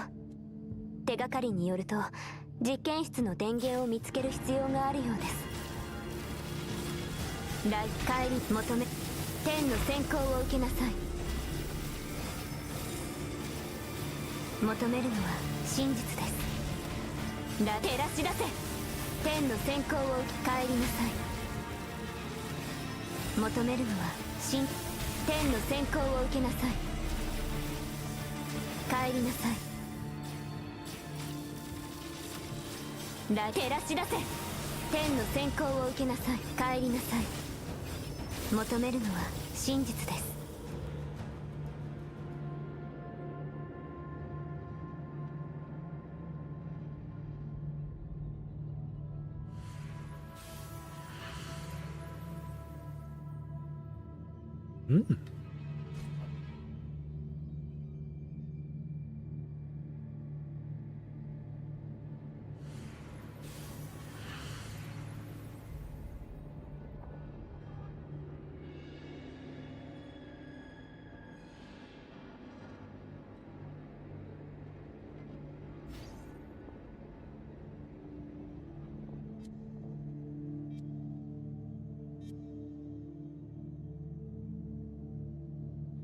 機体の戦闘データ記録が増えてきました。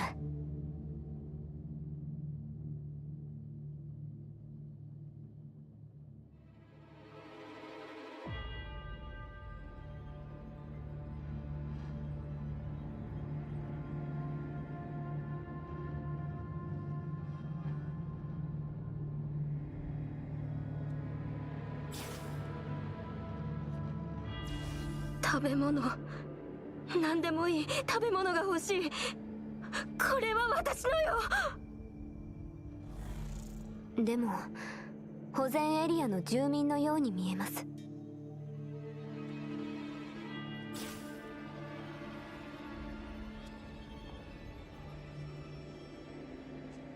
Experimental Journal number 2. They've named this mineral code E.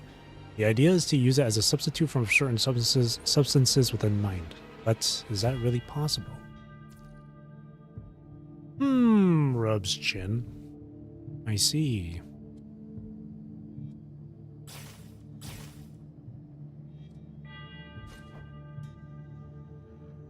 E.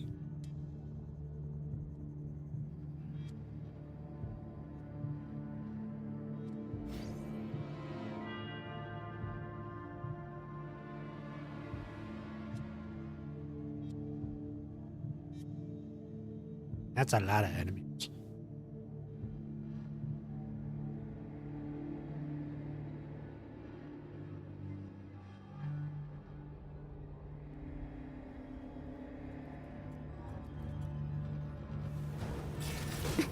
Ow. 大したことありません。照らし出せ。求めるのは深海林。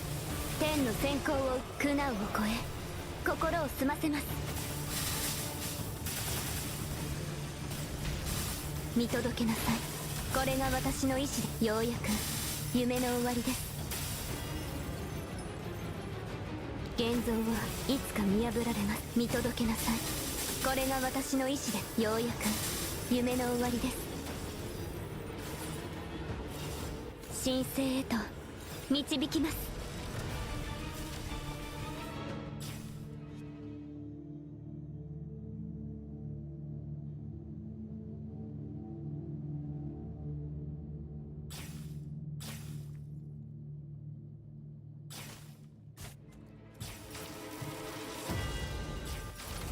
求めるのは真実です。天の先行を受け帰りなさい。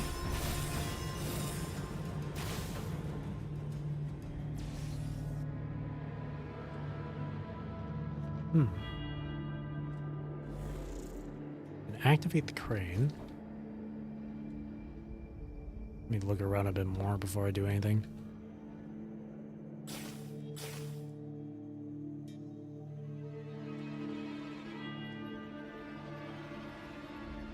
Warehouse password 4592.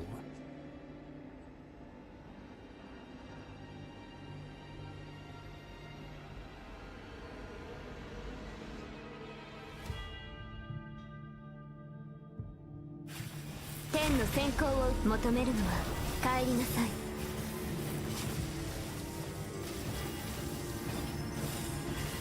天の先行を受けなさい。求めるのは真実です。帰りなさい。天の先行を受けなさい。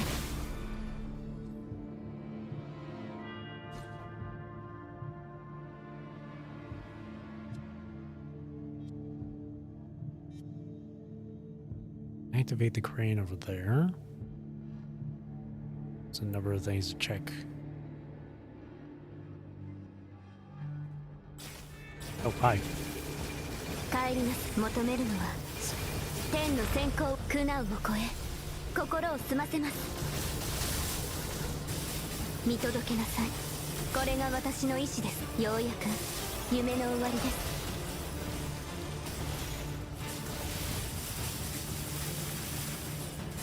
現像はいつか見破られ見届けなさい。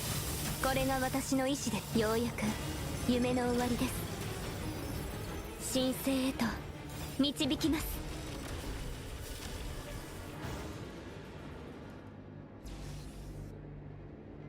I have to survive.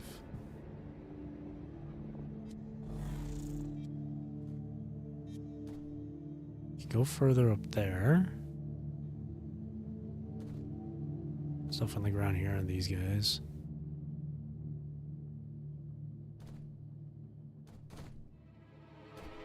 Walkie-talkie. A terminal left by the rodent squad keeps repeating in a hoarse voice. Warning, warning, hetero creatures detected. Vale, Ymir, assemble immediately. Warning, warning, hetero creatures detected. Vale, Ymir. これはローデンツ正体が残した痕跡。Yes. These guys don't... Okay, never mind. You can't fight them. For some reason they won't react to me. 天の先行を受けなさい。帰りなさい。苦難を超え心を澄ませます。現像はいつか見破られます。見届けなさい。これが私の意志です。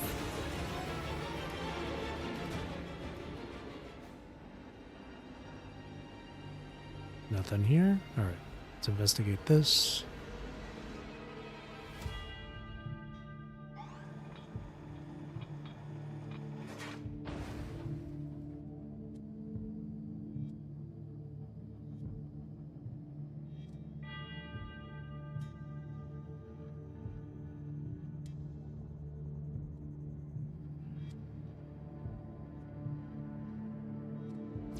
ごめんなさい。でもこの食料がないと私たちが死んでしまうの。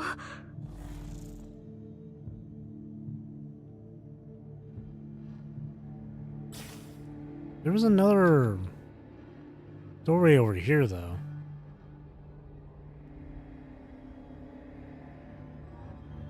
Don't need to go that way, but what's over here? Oh, I can't get through. It's blocked off.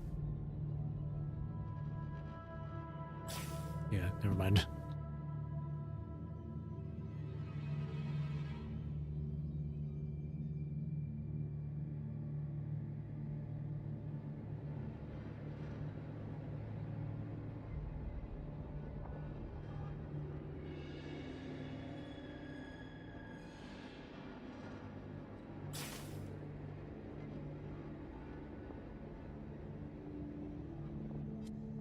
Terminal left by the rodent squad repeats strange dialogue. Sounds like Flao's voice. Can't see anything. Children, rodent squad. We're probably in the lab area. Signal is too weak. Please find us quickly. 何が起きたのでしょうか。 Hey, that's a 指揮官、 hidden achievement. 実験室の電源がここに。電源を入れてこのエリアの電力システムを再起動しましょう。ここで少し休憩しましょう。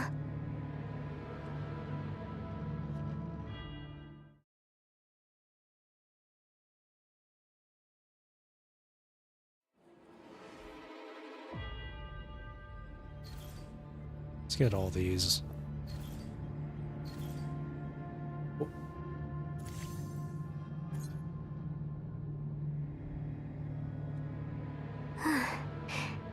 しっかり休めましたか。では指揮官、出発しましょう。 Yep, let's go.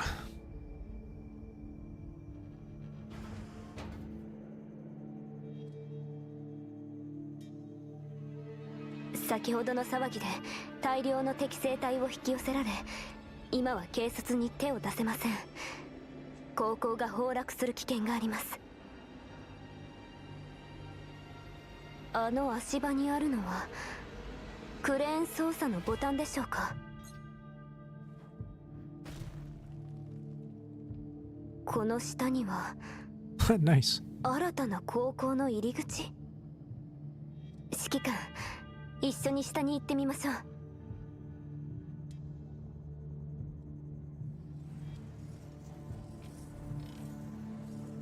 まだ使えそうです。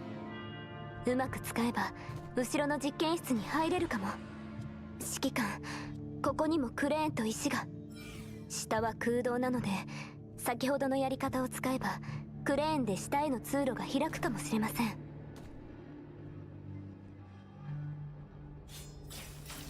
求めるのは天の先行を受け、帰りなさい。ライフ、帰りなさい。求めるのは真実です。天の先行を受けなさい。帰りなさい。求めるのは真実です。天の先行を受けなさい。 He's in the wall. What the heck?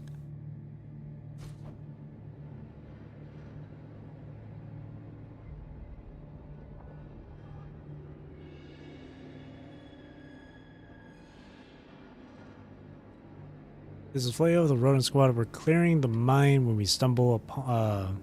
We're clearing the mine when we stumbled on a hidden lab inside.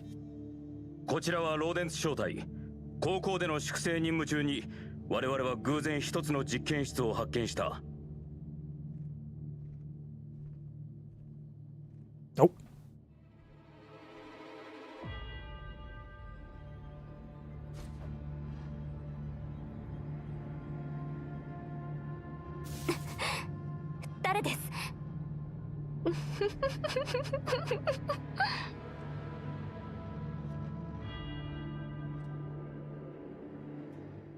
Oh no! I didn't realize that was gonna be the...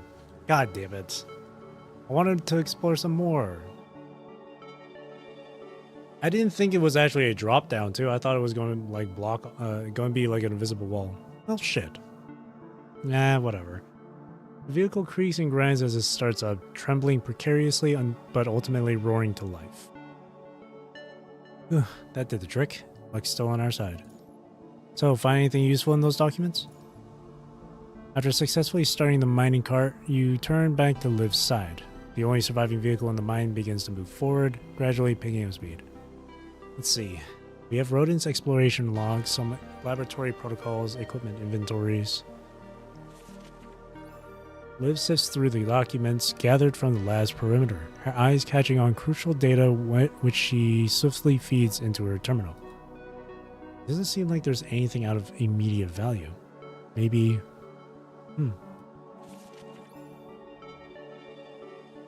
Suddenly, her fingers freeze, then move rapidly as a report materializes on the screen. Psychologist Generation 3 serial number 30007. Psychologist Generation 3. Are these Melano's treatment records? Initial patient intake. Name, Andre. Age 36. Marital status, married. Position, coal mining machine operator, Sector 2.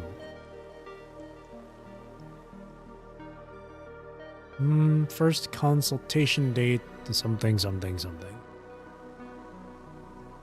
Presenting issue, severe occupational burnout. Family status, married with one son, has not returned to his home city in 3 years.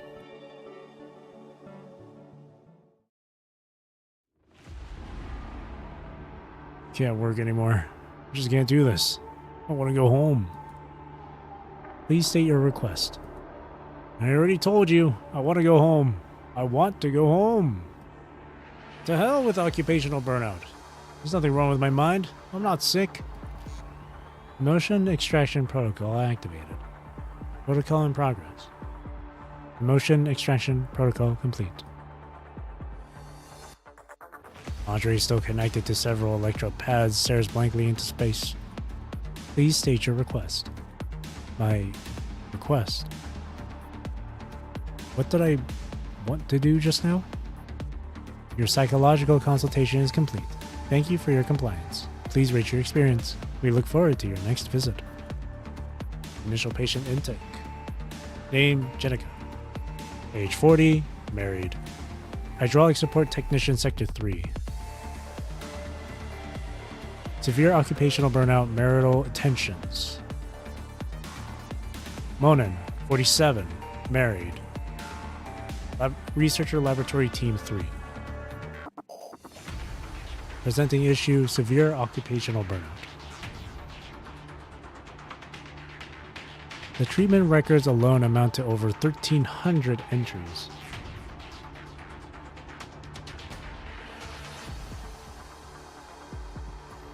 You both release a synchronized weary sigh at the 2,600-page testament to Melano's work. Next, surveillance footage unfolds, years of it, recorded from inside the psychological treatment room. There she sits, Melano, a constant smiling figure receiving a stream of mind workers and lab staff.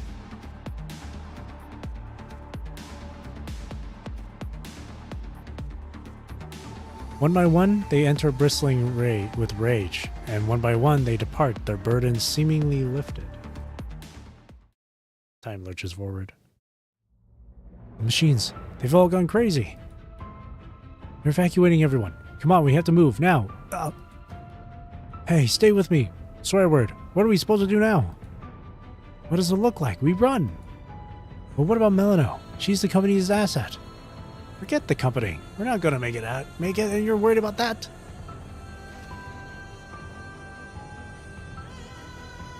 A violent crash of sound. Metal shrieks, screams are cut short. The camera shudders and tilts, casting the world of it at a nauseating angle.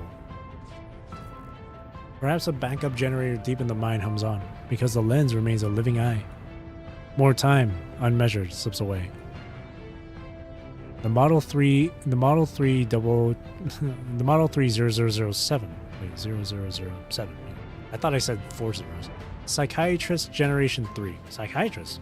I mean, psychologist? Sits silently behind the desk. Then, without any human activation, it slowly opens its eyes.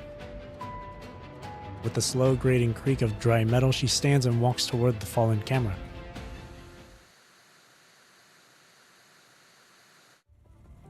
We're almost at the lab on the other side, Commandant.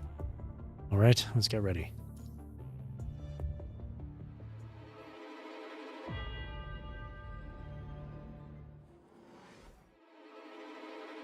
Oh, it still goes. There's still more.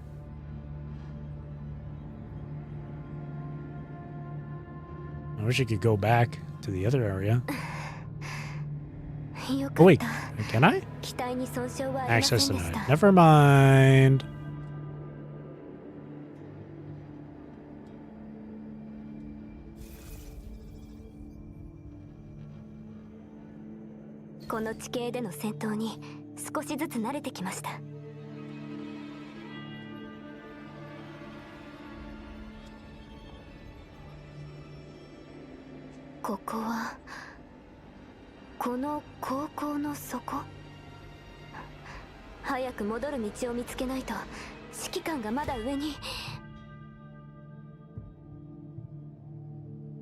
Spider-like robot, probably once used for mineral detection. Looks abandoned for a while.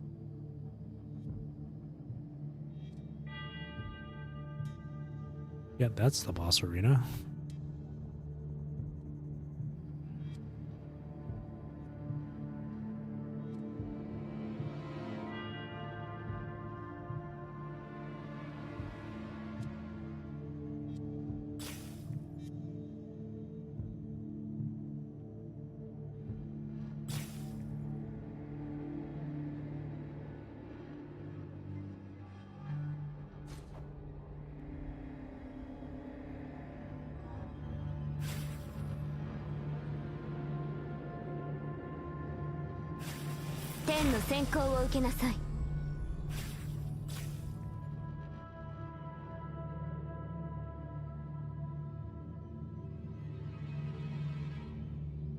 Chaotic punishing signals.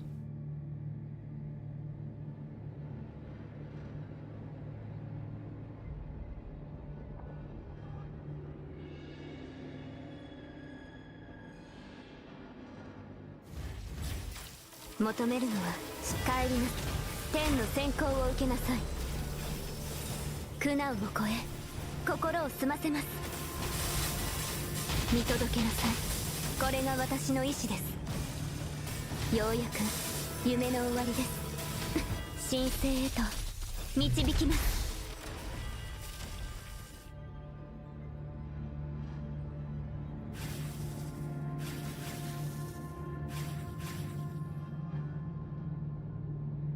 Elevator access card left behind by an employee. Still seems usable. 求めるのは真実です。照らし出せ。天の先行を帰りなさい。苦難を超え心を澄ませます。現存はいつか見届けなさい。これが私の意志です。ようやく夢の終わりです。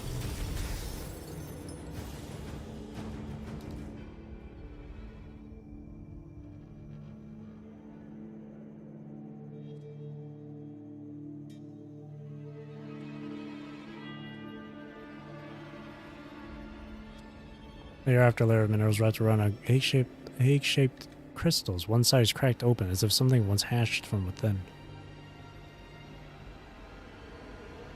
Is that where Aeson came from?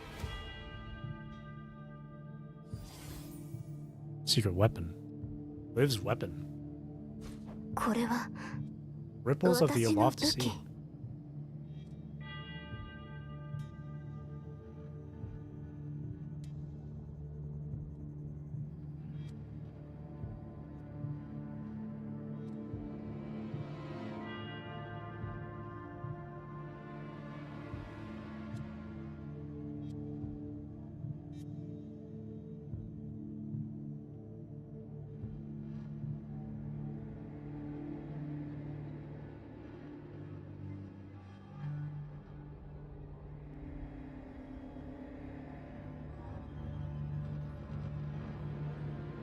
機体の戦闘データ記録が増えてきました。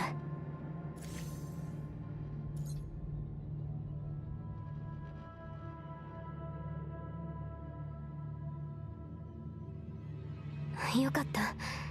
エレベーターはまだ正常に動きます。指揮官。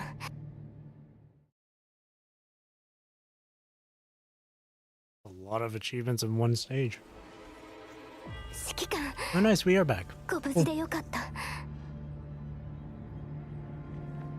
Hidden camp found. Okay, bonfire lit. What the hell? Man, I already finished replaying Dark Souls a while ago. I'm back at it again. The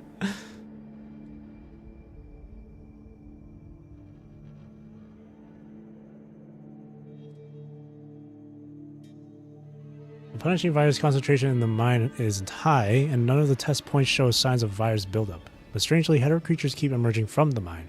Could it be connected to the suspected lab below? We'll head there soon to investigate. 指揮官、この実験室ではどのような研究がされていたんでしょう。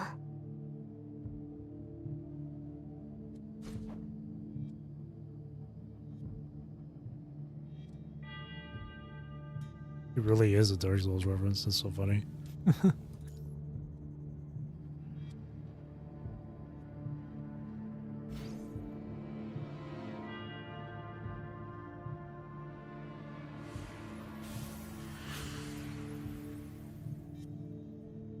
Oh, hi. 帰りな。天の先行を受けなさい。求めるのは真実です。帰りなさい。天の先行を受けなさい。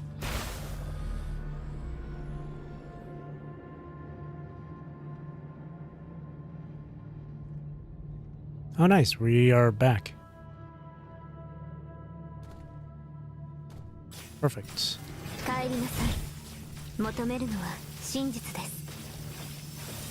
天の先行を帰りなさい。求めるのは真実です。天の先行を受けなさい。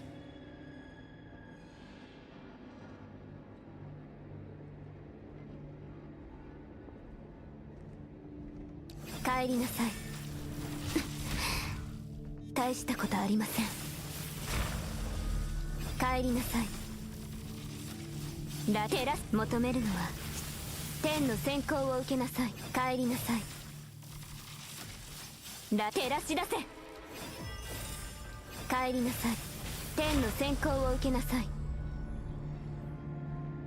Interact with that, but I want to explore everything before I go on here. 求めるのは帰りなさい。天の先行を受けなさい。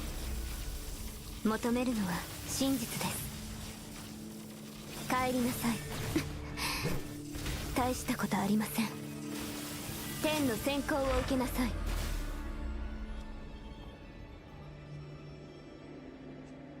It's over here. 前にキャンプがあります。 Another 指揮官 camp. しばらく休みましょう。 How このク on? レーンは無反応ですね。スイッチがあるはずです。 Ah, I see. 指揮官、探してみましょう。 Found an unrecorded area beneath the mine. It looks like a lab. We haven't explored it fully yet, so details are unclear. We'll check it section by section while clearing hetero creatures and report to Babylonia as soon as possible. ローデンツ正体は名前だけは知っていますが、実際に彼らと連携したことはありません。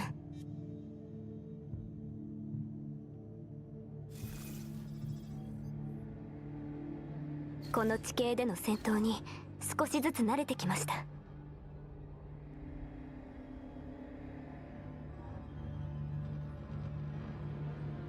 What the hell? 帰りなさい。天の先行を受けなさい。求めるのは真実です。天の先行を受けなさい。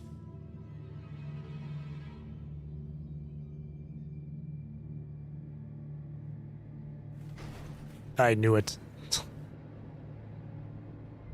Knew it.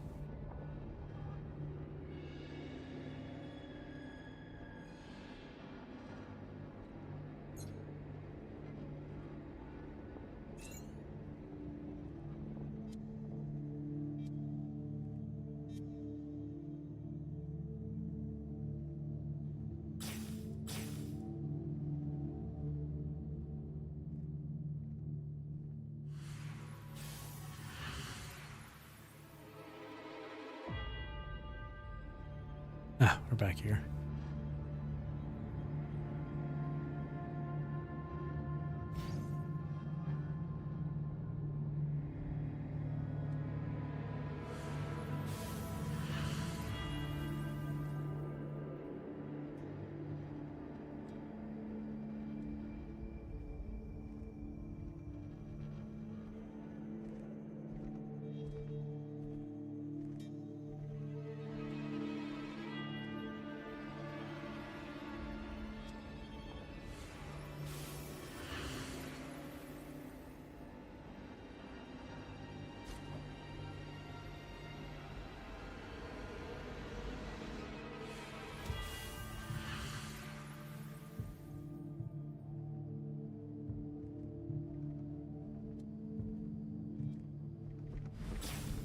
帰りな。求めるのは天の先行を受けなさい。」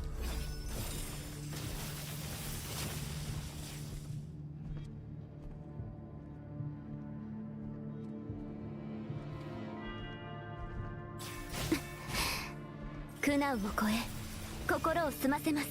現像はいつか見破られます。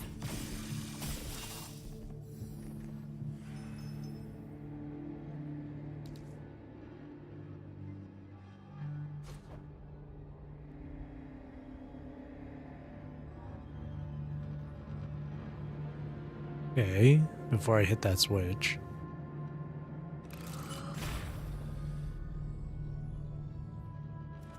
Nope.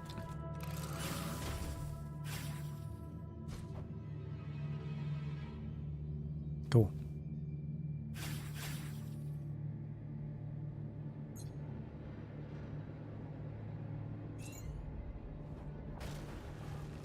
入り口がこれで浮遊装置を使って足場に近づけます。」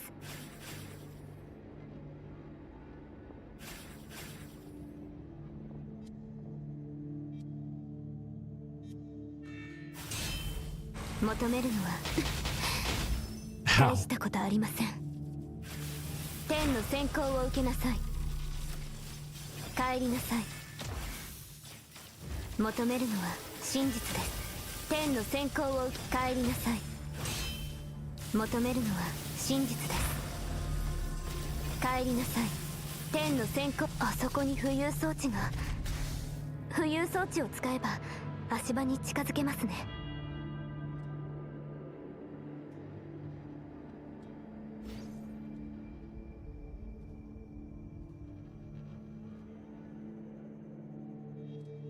Alright. Investigate. この乗り物で前方のエリアに行けます。 What's with the second option? Oh, I guess it's just to say not yet. この乗り物で前方のエリアに行けます。新しい物資。 Oh. Vehicle creaks and grinds as it starts up, trembling precariously but ultimately roaring to life. That did the trick. Looks still on our side. Anything useful in those documents? After successfully starting the mining car, you turn back to Liv's side. The only surviving vehicle in the mine begins to move forward, gradually picking up speed. Let's see. We have Rodent's exploration logs, some laboratory protocols, equipment inventories. It says through the documents. I feel like I've read this already. Same story. Yeah, I feel like I've been through this already. Oh, yep, we've been through this. There's nothing new, right? I'm gonna assume there's nothing else new. Wait, you know what? I'm just gonna make sure if there's anything new after.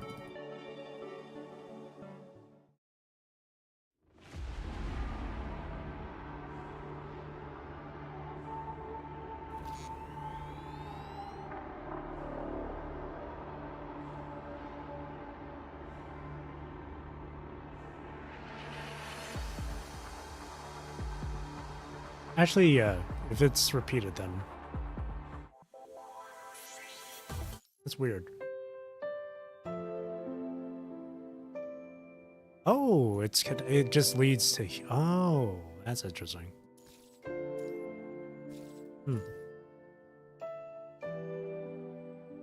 Might be a bug. Might be just a bug then.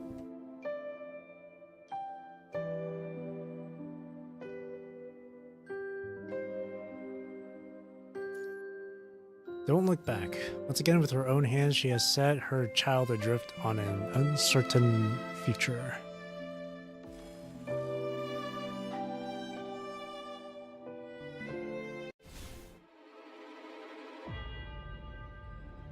Cork の主要な実験室ってここですよね。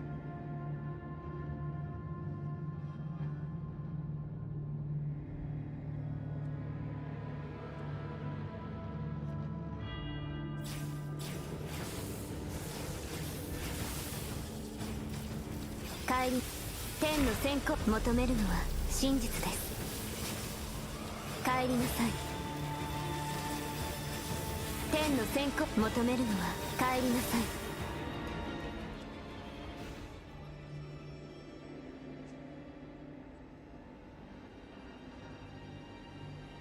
Hang on. Sorry. これはお墓？この名前は。 Name looks familiar. Go that way or this way?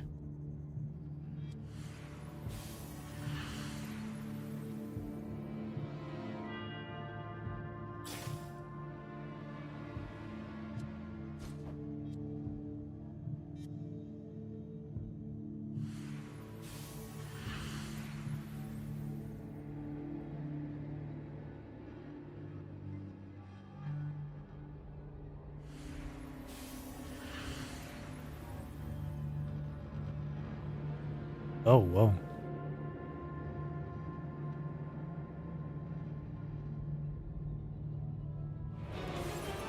Oh shit. They're monsters.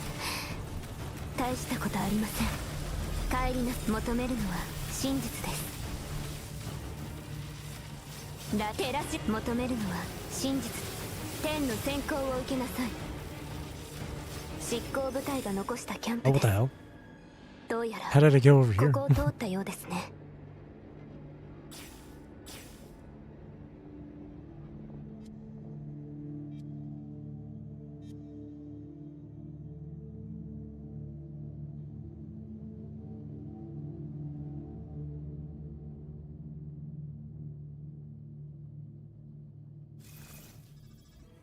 Bonfire lit.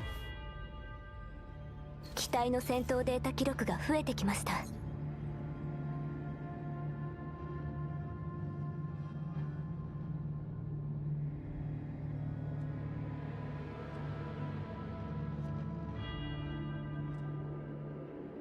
We failed many times. What if we try a different approach? What if we attach a device made from this mineral to a mechanoid's body? Would something else happen?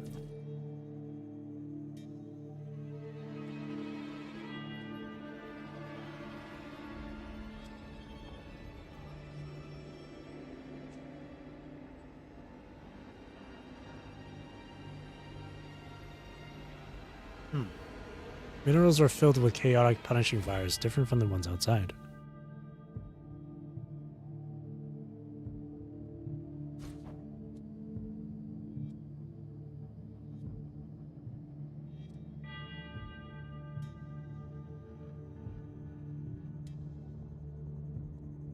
This この地形での戦闘に少しずつ慣れてきました。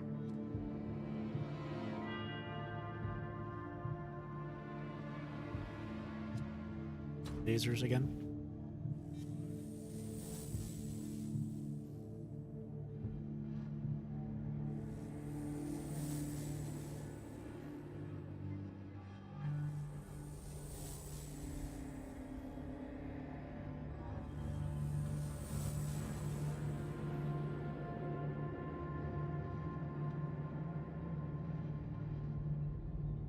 これはかつて森の治療を受けた人々でしょうか。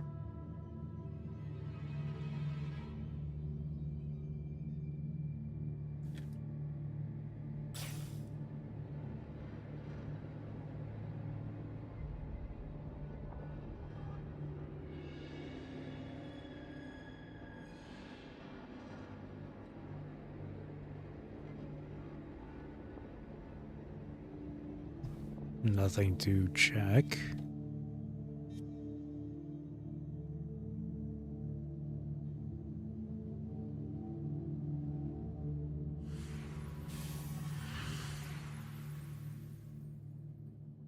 Hmm.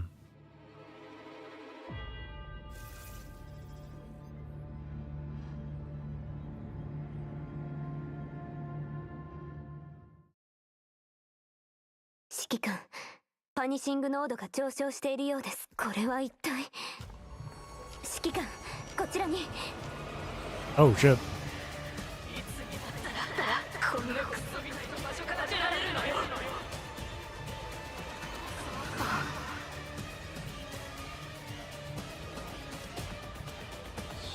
したくない。ここにいたくない。いつになったらこんなクソみたいな場所から出られるのよ。したくない。指揮官、このまま飛び降ります。Three or less times during the final escape sequence. Melano sits quietly in the depths of the mind. In the mine. Sorry. I don't know where the D came from in there. Surrounded by spider webs like tattered veils, her gaze is fixed on the path Aisling had taken to leave. Once again, with her own hands, she has set her child adrift on an uncertain future.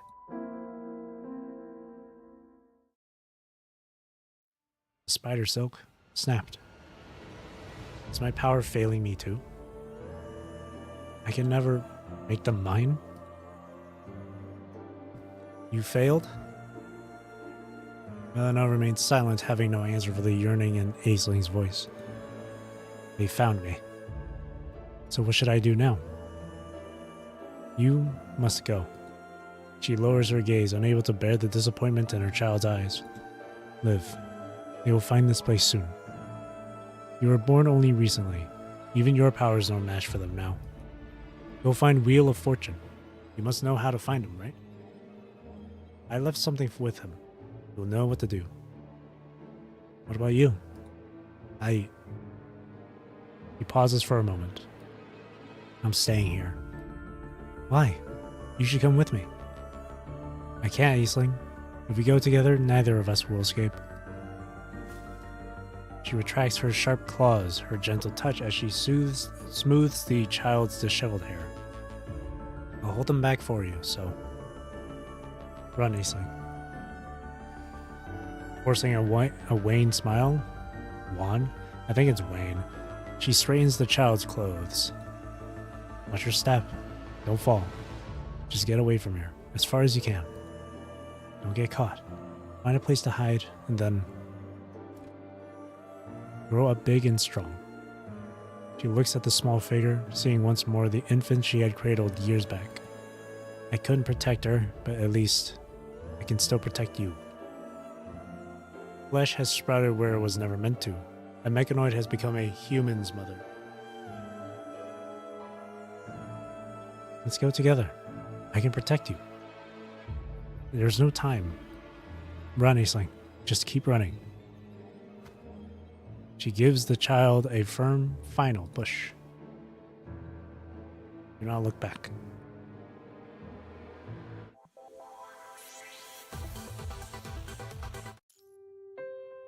Cocoon of love. Formless, soundless, shattered disguise.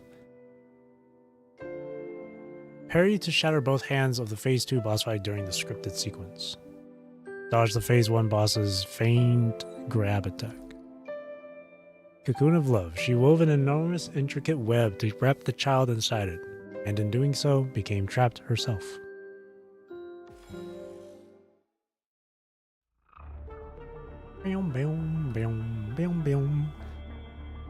A murky haze clings to the mine tunnels as if mourning some tragedy.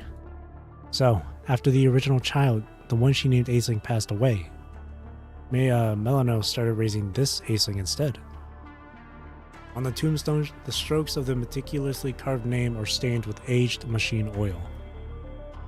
That seems to be the case. Spiders hunt to feed their young. The child you have seen in those illusions, they must all be the same. They are all the second Aisling. Aisling. Liv lets out a quiet sigh. Who is she really? What exactly is she? There is no trace of the punishing virus on her, unless she's been controlling its dissipation herself. Her disguise was flawless. Under Melina's protection, she never revealed a single trace of her true nature. Maybe something like the Heterosapien twins. A hetero creature? That's certainly possible. If you have already encountered Cradle, it's not a stretch to think the Red Tide could breed something even stranger. Humanoid hetero creatures born from the Red Tide, capable of independent thought.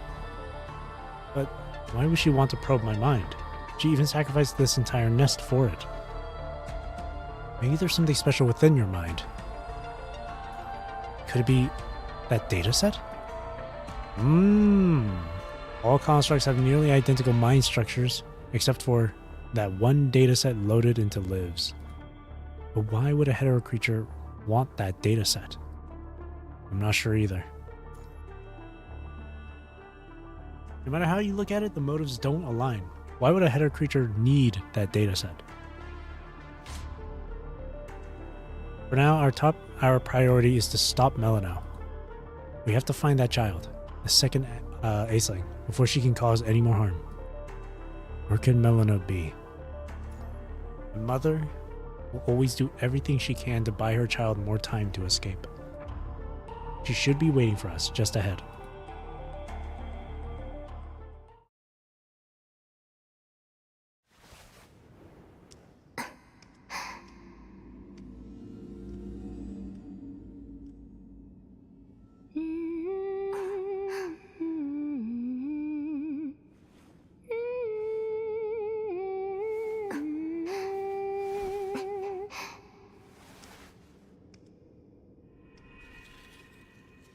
私の子、愛しい子。人のようにぬくもりを与えられなくても、あなたをこんなにも愛してる。もしできるなら、この世界のすべてをあなたの食卓に並べてあげたい。森のリーフ来たのね。それはあなたの子ではありません。だから何？私が彼女を愛しているの。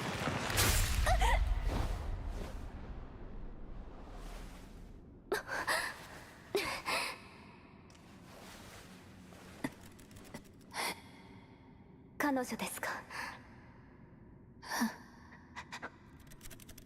どうか許して。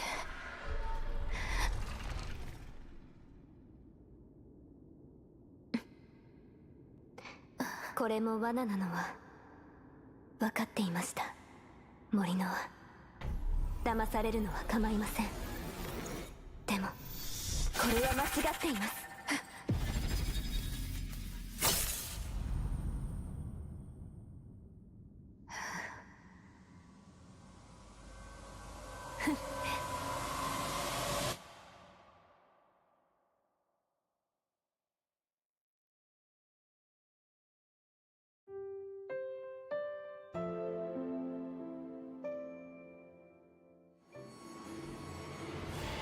It's not the text. It's the audio.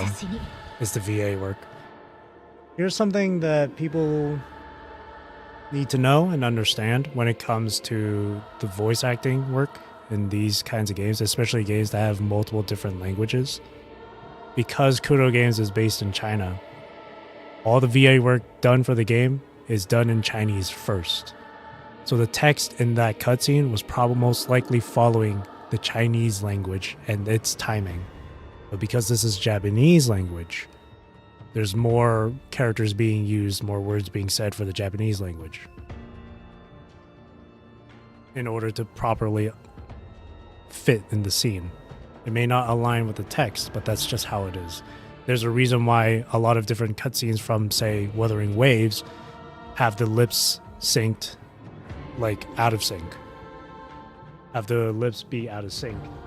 When you listen to something like Japanese voice or English voice, everything gets recorded in Chinese first. So everything follows the Chinese language with its lip sync and its models. That's just how it is.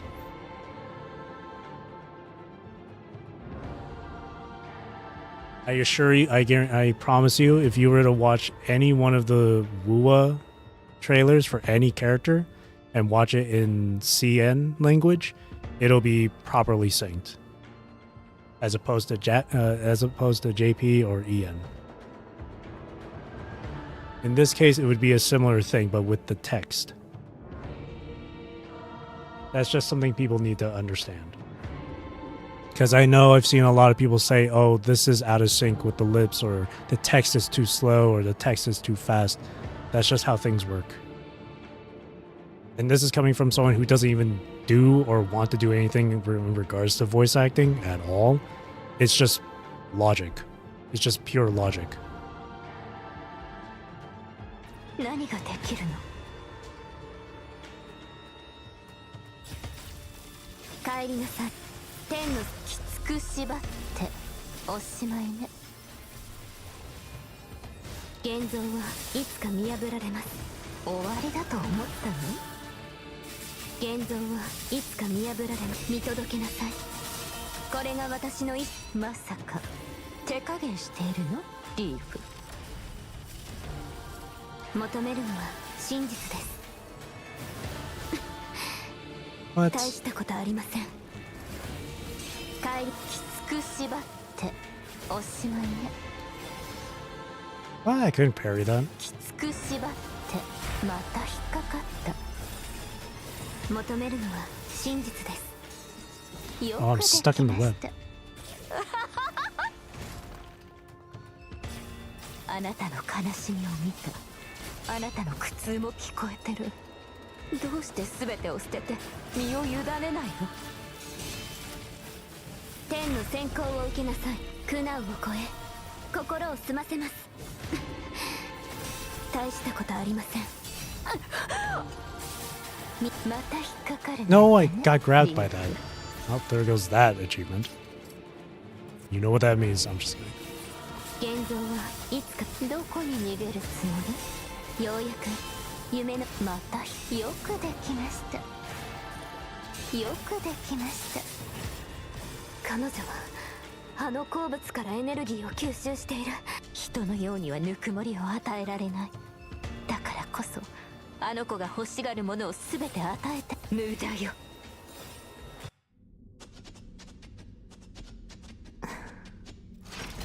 No, the lip sync and it's not entirely 100% of the lip sync in Wua. Sometimes it's good, other times it's not.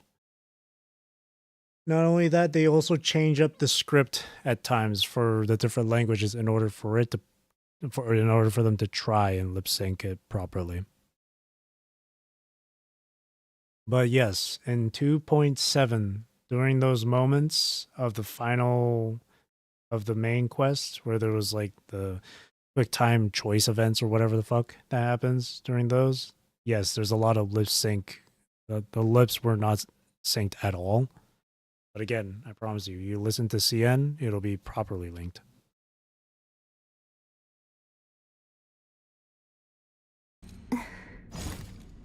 Cat!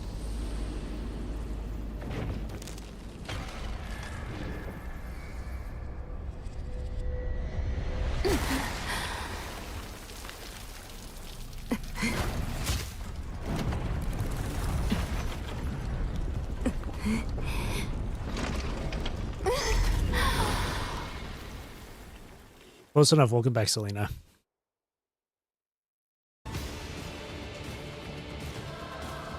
The grab attack is a feint, so like the grab attack is supposed to be a feint, so that means you're not. It's kind of like Lilith. You're not supposed to attack during that. Otherwise, she'll catch you. It's a bait. It's supposed to be a bait. 天の先行を受けなさい。苦難を超え心を澄ませます。見届けなさい。これが私の意志です。ようやく夢の終わりで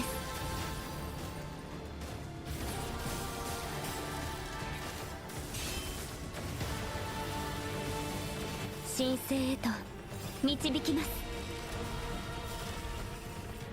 求めるのは真実です。天の先行を受け求めるのは真実で帰りなさい。Welcome back, Dead Master. 心を澄ませます。力がまだ足りない。大丈夫。時間はたっぷりある。ようやく夢ダメ。まだ。I'm going too fast with the combat. I gotta let them say their lines first. That's on me.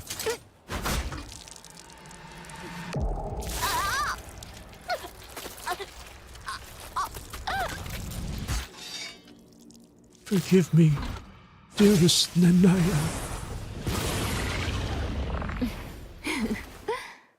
So many phases. I like it though.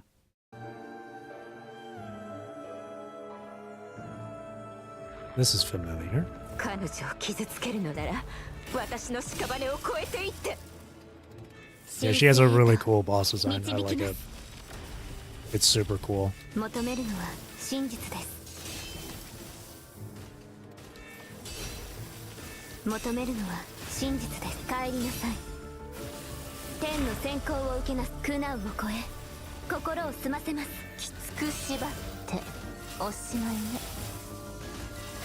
影を刻みます。 Holy spin to win, brother mans. We're not playing League of Legends. Who are you, Garen?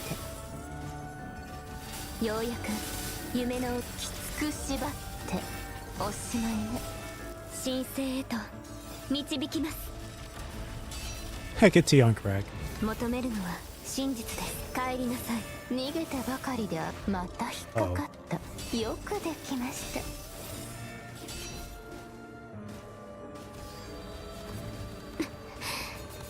大したことありません。帰り求めるのは苦しみが全てを覆い尽くす。 Justice 時間が for 足りな Demacia! い。あなたの愛情はひしひしと伝わってきます。でも私、目を覚ましてください。森のは苦難を超え心を澄ませます。現像はいつか見破られます。見届けなさい。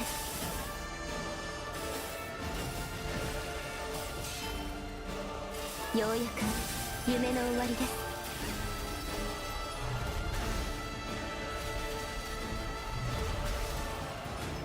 晴れました。未来はずっ Bit と too 平 easy. 凡でしょう。 I couldn't care less about difficulty. As long as the fight is cool and fun, that's all that matters to me. It's alright. She's probably far from here by now. I missed one achievement. Yeah, it was the feint attack thing. I was supposed to avoid the grab. But I didn't realize it was going to be like Lilith, where she baits you into attacking, and then she grabs you. So that was the one missed achievement. With a rueful smile, she struggles to her feet. Rue being like synonymous to regret. Why would you do this? Why? I don't know. Maybe it was to atone for Aisling's death, or to feel a little more human. Or perhaps it was just a way to give a love that had nowhere else to go. Why did I do it? I don't really know myself. In the end, aren't they all just different forms of love? Maybe this is a kind of release too. Her metal joints groan in protest. Just as Melano said herself, she wasn't built for combat. She can only fight using her own life. Liv, you've gone further and seen more than I have. So, can you tell me, do mechanoids have souls? I mean, that's a question you should ask Nanami. Melano? Before anyone can react, Melano presses a self-destruct button, a pained smile on her lips. Goodbye, Aisling. A violent convulsion tears through the mind, the thunderous roar echoing for a long moment before crumbling into silence.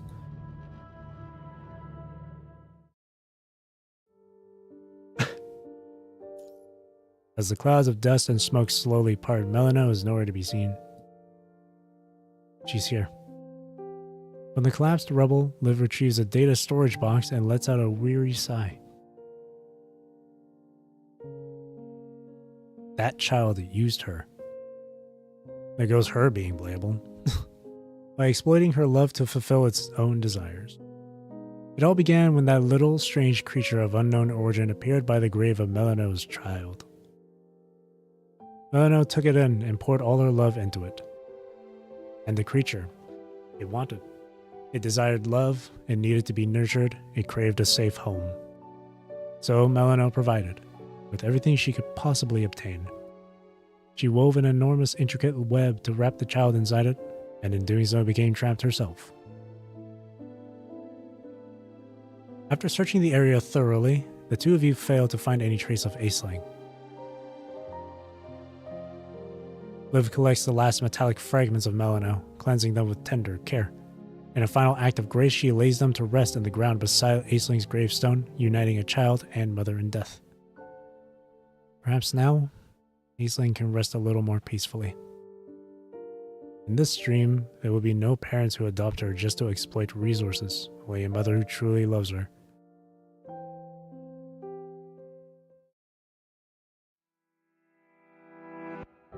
With Melano's disappearance, the attacks on Liv's mind and your mind beacon cease. You're right, Commandant.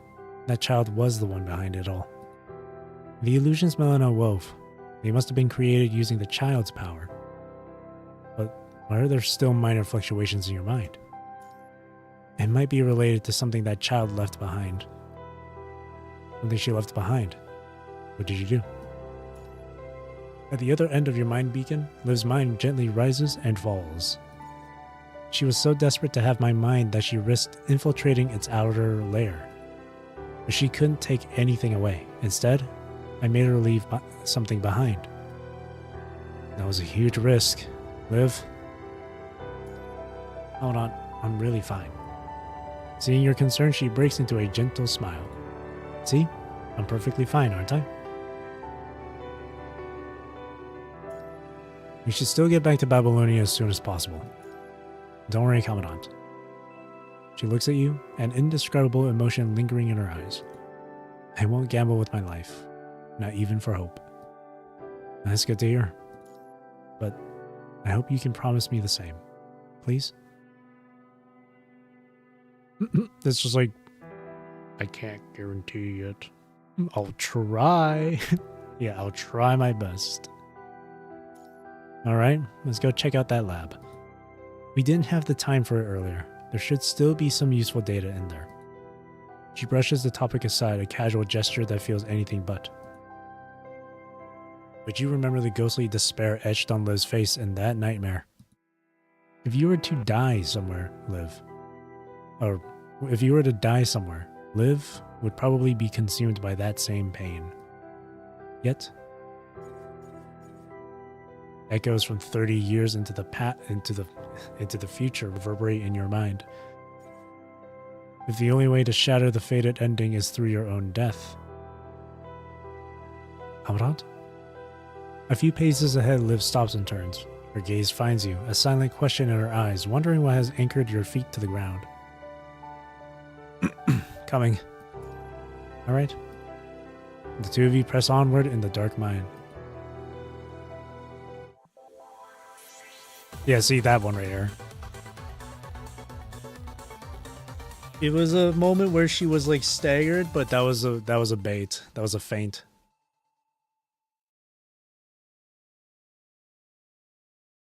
Completely false. He completely baited me with that one. Yeah. She's like Lilith in that regard. The boss fight. It was a cool boss fight though. I liked it. Easy or not, it doesn't matter to me, like I said earlier. Birth. What does she want with Liv's mind? Why exactly was she created? I just know that there are some people out there bitching about how easy the boss was. Ugh. Whatever. So annoying. People like that. Having left the deep pit behind, the two of you return to the laboratory above. Standing at the edge and looking down, you can clearly see the marks of the explosion. This pit. Fun is the most important thing. It looks like the aftermath of something massive exploding underground. Could it be those minerals? During your battle with Melano earlier, you noticed peculiarly shaped minerals all around. Doesn't it look like a massive eggshell? A massive egg incubating life, slowly growing beneath the earth, and then an explosion. Eggshell. Commandant, do you mean that something was born here? Just a theory. Maybe. Could it be that mysterious Aisling? I feel like Aisling's just the beginning of it. Like she's just a little baby. Just a little one growing, that was born from this. I suppose it's possible. I've already collected samples of those minerals. I'll send them to the Science Council once we're back at Babylonia. In the laboratory, some experimental records remain undamaged. From these fragmented documents, the two of you managed to piece together the purpose of this facility. Research on the substitution of materials within mine structures. Liv furrows her brow as she examines the records. These should be Golden Age records. This laboratory, it must have been abandoned for decades.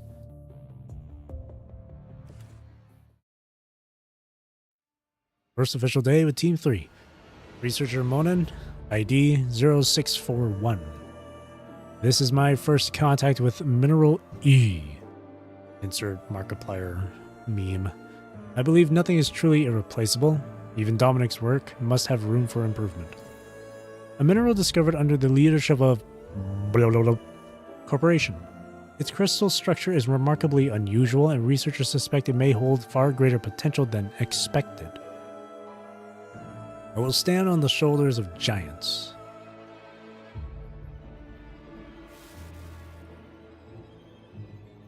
Experiment log number 25. Another failure, but the data is converging. I'm identifying consistent fluctuation patterns. Mineral E is truly remarkable. I know I'm close. I definitely can.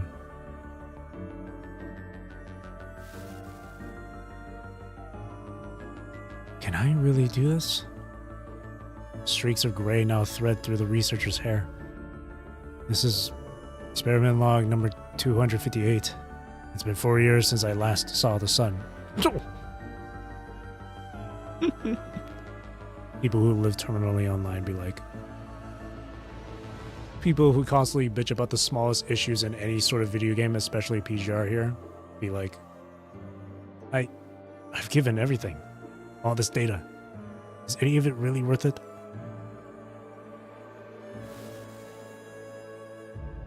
What was I thinking before? Why was I so down? Anyway, I feel incredible now.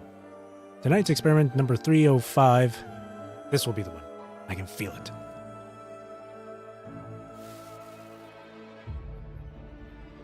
For years, and you don't look a day older. Your sprite doesn't look any older. This is researcher 0641 Monin. There's been an incident outside. An unknown virus. All the mining mechanoids, they're infected. They've all gone crazy. They're killing everyone. I don't think I'm getting out. I'll hide these experiment logs somewhere safe. If anyone ever finds this. My name is Monan. My home is in a transatlantic city. I'm leaving this necklace here too. Well, who do we have here? It's your boy, Usu Benny. You can call me Usu or Benny. I stream often on this. Hello, Sicey. If you find this, please, my little sister still lives there in my hometown. She's just a kid. Please, take this necklace to her. Usu boy. Tell her I love her.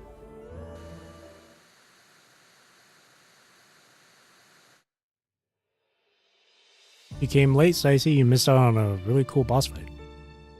After that, this laboratory was abandoned. The blast scarring is fresh. This must have happened recently. Judging by the timeline, it likely coincided with Conservation Area 368's first transmission to Babylonia. We're not near any official Babylonia dead zone. The local punishing concentration is large, so large groups of those things rarely gather. That all changed a few years back. There was a minor explosion in the mining tunnels. After that, they just started showing up, out of nowhere. I sent a report up the chain, and Babylonia eventually dispatched a task force squad to investigate. The squad went down the mine a few times.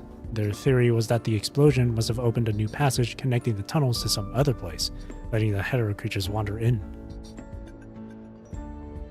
The scattered clues seem to weave into a single thread, yet a thick fog still clings to the larger truth. The laboratory, Melina, the conservation area, Aisling. What does she want with Liv's mind? Why exactly was she created? You seal the mystery and the physical evidence together in a bag. Perhaps Babylonia, with all its resources, will hold the answers that elude you here. In the midst of your conversation, a sudden rustling from around the corner ahead cuts the silence short. Narwhal! Liv moves instantly, placing herself protectively in front of you as you draw your gun. A small explosion rips through the area. From the shattered rock face, 3 dust-covered constructs claw their way out, one after another. This is the mining tunnel. Vale, I win! Fork over those credits. We never shook on that. Alright, you two, cool it. The tall construct, trying to mediate the argument, whirls around sharply, the words dying on his lips as he realizes someone is standing behind them. Who's there? Are you the rodent squad? Though the three figures before you are covered in dust and debris, their distinctive silhouettes make them just barely recognizable. What? It's Grey Raven! Hey, show some manners. Leo firmly pushes down the two heads that are poking around curiously, then scratches his own head in embarrassment. Sorry about them. They have all the grace of a couple of rock slides. So, how long have you all been here? How did you all end up underground? Once identities are confirmed, the conversation shifts to a more casual vibe. Well, it's a bit of a story. Last thing I remember clearly was contacting you. You mentioned entering the mine, asked if we'd seen a kid, and then... nothing. Woke up at the very bottom of the mine. Our terminals were gone. Our mines took a hit, but nothing critical. After that, we started digging our way out. Got turned around a few times, but luck was on our side. It was Melano. Melano? That mechanoid doctor from the conservation area. You know her. We noticed her when we first arrived at the conservation area. She seemed harmless, so we didn't think much of it. Leo scratches his head, looking confused. Well, I'm just relieved you're all safe. After you briefly explain the situation with Melano, Fleo shakes his head in stunned comprehension. Sounds like you've had a rougher time of it than we did. What are your plans now? We'll probably head straight back to Babylonia. Even with Melano gone, like you said, this place is still way above our pay grade. Thus we make ourselves scarce. What about you folks? We're returning to Conservation Area 368. There are still a few things we need to confirm. She presses her lips together, exchanging a meaningful glance with you. If Melano was the one controlling everything behind, then what about Conservation Area 368? Is it truly a conservation area, or just another spiderweb waiting to be stumbled into?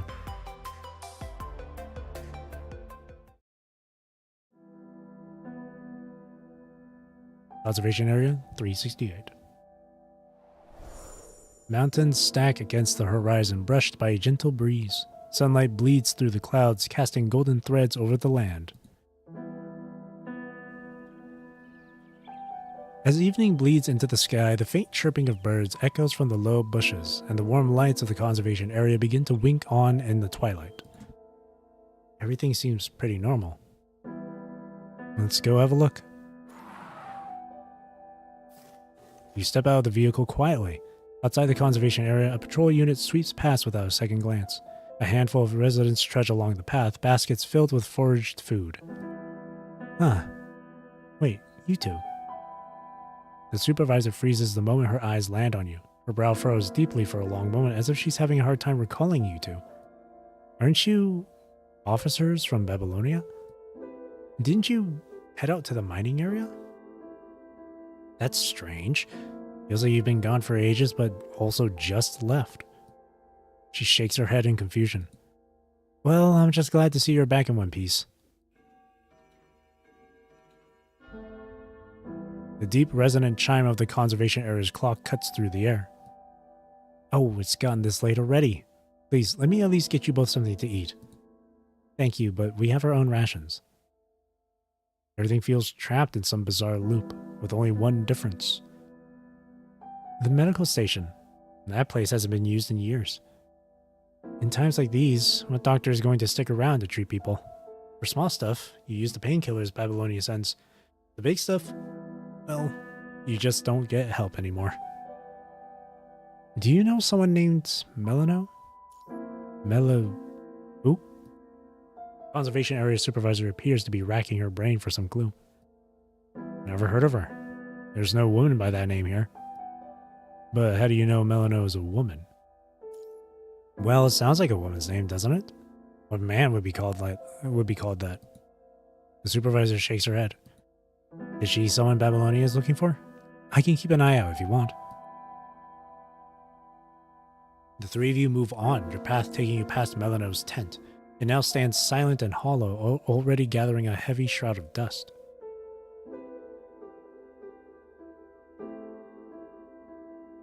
Interesting. In the central plaza, cooking pots are being set up for the evening meal. Commandant, Babylonia has responded. The transport will arrive at the nearest landing point in 30 minutes. It seems that earlier communication issues were also due to interference from their side. Alright, let's head to the transport now. Conservation area seems normal now. Melano must have used Aisling's power to forcibly manipulate everyone's minds here.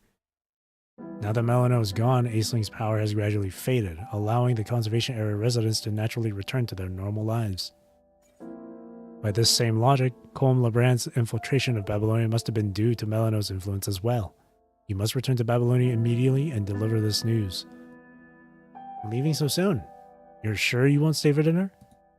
Thank you, but we really can't. The transport is on a tight schedule. Well, if you must. It's a shame. We so rarely get our hands on meat around here. The supervisor stands at a short distance, watching as the two of you board the transport.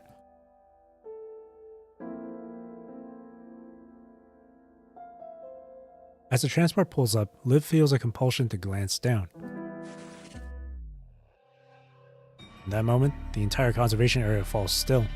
Every resident has halted their work, their faces turned upward in silent unison toward the departing craft. That's not creepy at all. She blinks and the moment shatters. Oh, okay. Oh, jeez. I was gonna say, man, Halloween's already over. Now she sees the cheerful, bustling scene again. Campfires crackling as two children squabble over who gets an extra bite of meat.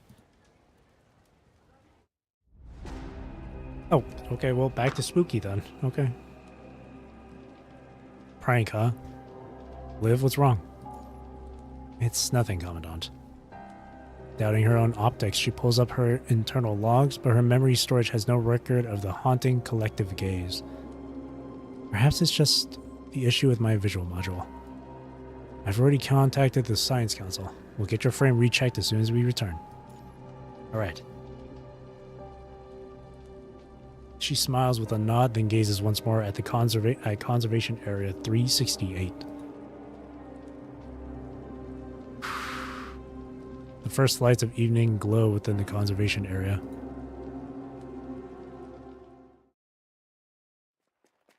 Outside its bounds, Aisling runs on. She has left the mine far behind, her form dissolving until she is nearly a gust of wind, a drop of rain, a flash of lightning. She races forward without a backward glance, her destination certain.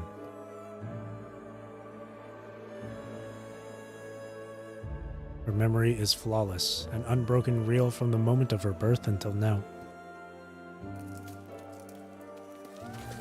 She remembers the faint, distant call, the moment a boundary shattered, and her consciousness plunged into the mine's depths. There it was cradled by minerals and slowly took form. She must have a mother.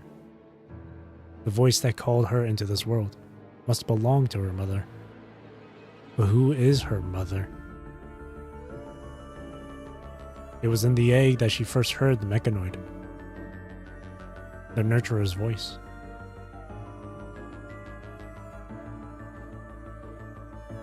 Aisling, if you can come back, I will give you everything, anything you want, anything I could get for you.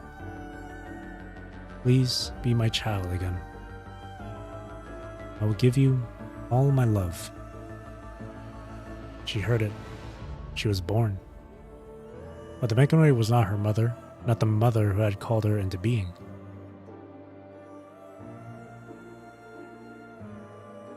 Melano named her Aisling and kept her close.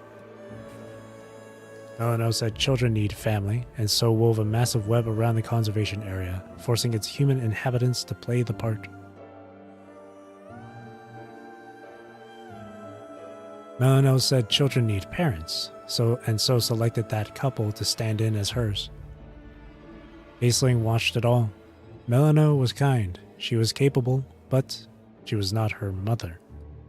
Aisling had come into this world to find her true mother and to fulfill her mission.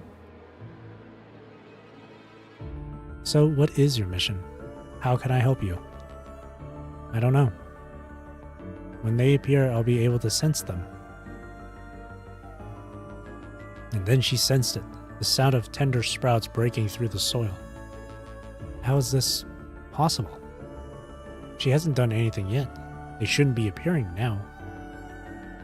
Have they appeared? Where? There. She lifted her head, gazing up at the boundless sky. On Babylonia. What is that place? It's alright. Don't worry about it.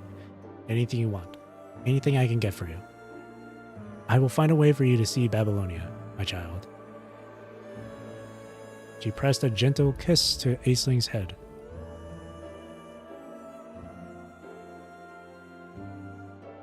Milano established contact with a mechanoid called Wheel of Fortune, striking a deal. But before their pact was sealed, a new movement stirred.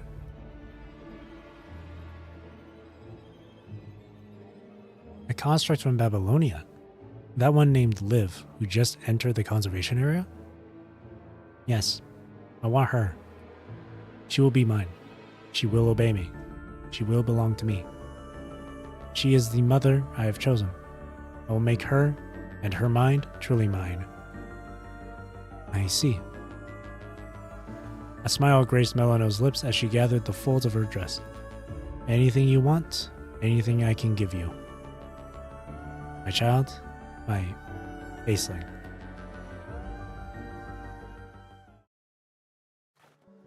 Aisling trudges through the snowfields, a bizarre mechanoid shadowing her every step. So, have you made your decision? She can feel the changes in them. Perhaps catalyzed by the mind's minerals or some other reason, it has already begun taking root within Liv's mind.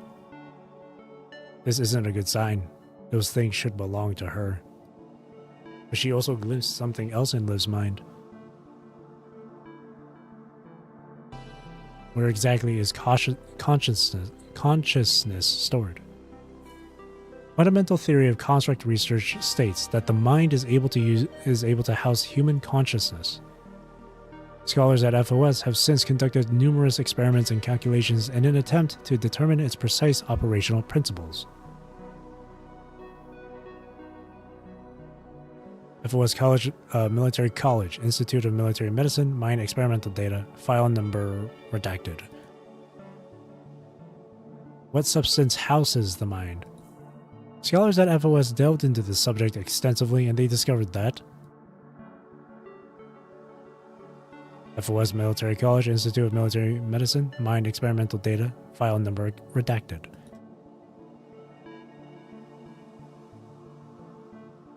FOS. What is that place? Oh, it's Babylonia. A wonderful place that is. Any ideas?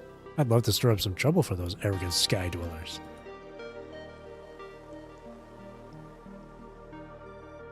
Her gaze lifts, fixed on the boundless sky. We make FOS fall. Oh, now that is a brilliant idea. The timing is perfect. Milano already asked me to do this. A while back, I smuggled out a batch of supplies from Aerospace City and our gear army. And now, with your power in the mix, it's absolutely perfect. Then let's bring FOS down, says Aisling. Now it feels like the main antagonist for this portion of the story is going to be the mechanoids. Or at least, like, the ones that are on Shul's side.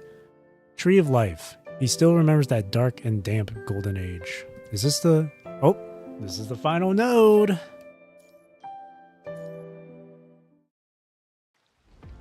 Blindingly bright neon lights flickered across the horizon while below, sewage mingled with the endless downpour of rain. He still remembers that dark and damp golden age. In that world, the poor were deemed unworthy of sunlight, unworthy of freedom. Even fresh air was labeled a luxury item and sold in floating display windows.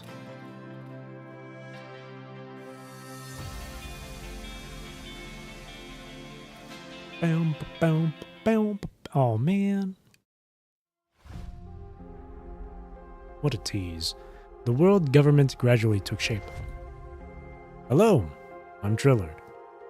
You must be Hassan. People have been talking about you. Such a promising young man. But a new position means new expectations. Do you accept that you will be walking a path that demands both wisdom and discretion? I do.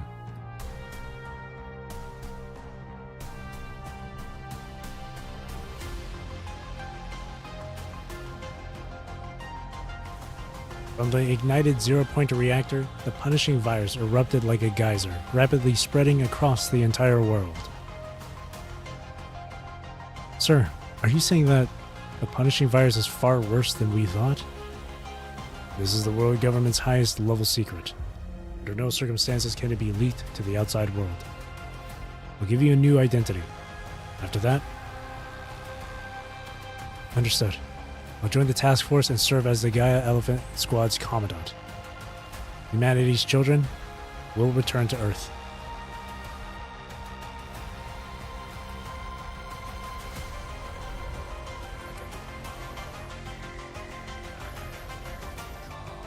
During the middle of the post-pandemic age, wave after wave of constructs sacrificed themselves on the surface battlefields. When the punishing virus erupted from the zero-point reactor, it ended the Golden Age and marked the beginning of the post-pandemic age. It's still not the time yet. The military casualty statistics have already reached staggering numbers. It's still not the time yet. Some things cannot be stopped once set in motion. You know how it ended last time. Humans back then couldn't control that kind of technology, but now... Even now, we still can't. Even during the Golden Age, when human civilization was at its absolute pinnacle, both the World Government and Science Council decided to seal away this technology. In this era, I cannot and will not gamble with the nature of humanity. The time is yet to come. I would rather bear the burden of these lives than risk the future of our entire civilization. You'd better be damn sure this is really your so-called best option. Nicholas stormed out of the room.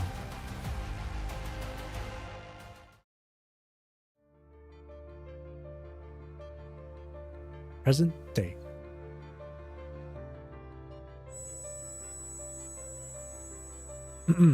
A phantom ache throbs deep in Hassan's eye socket, yanking him from his long reverie. Before him, his terminal glows. At the top of the message queue sits a notice from the Science Council. He opens it, and Asimov's private channel materializes on the screen. "You've got a report for me?" "Alright.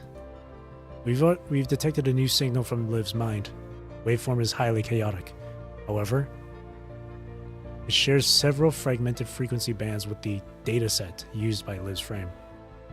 It is not a component of the punishing virus, yet it maintains a parasitic relationship with it. There is a probability it correlates with that dataset we uncovered. The phylotree of Ossia. Of course." Hassan lets out a long, heavy sigh. How long has it been since he last heard those words? He can't even remember anymore. So you finally said it out loud. But I've never interfered with the Grey Raven Commandant's personal actions. Yet you have consistently obstructed my private research into this matter. While the World Government and Science Council's decisions on this are classified, the suspension of all mind core technology research does represent a universal consensus. Universal? Yes, universal, including all the people on the surface, Kowloon, the Transatlantic Economic Community, and even those organizations that never operate publicly. They all participated in that joint decision. A joint decision? What about Dominic? Maybe one day I will tell you all the answers. He remained silent at first, only slowly speaking again under Asimov's steady gaze. And that day, may be closer than you think. Asimov offers no further response, decisively ending the call.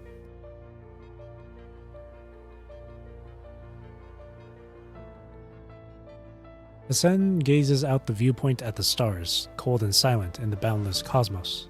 Their distant light summons the memory of that night again, when the fires of war raged. And so it begins, the Reconquista Age.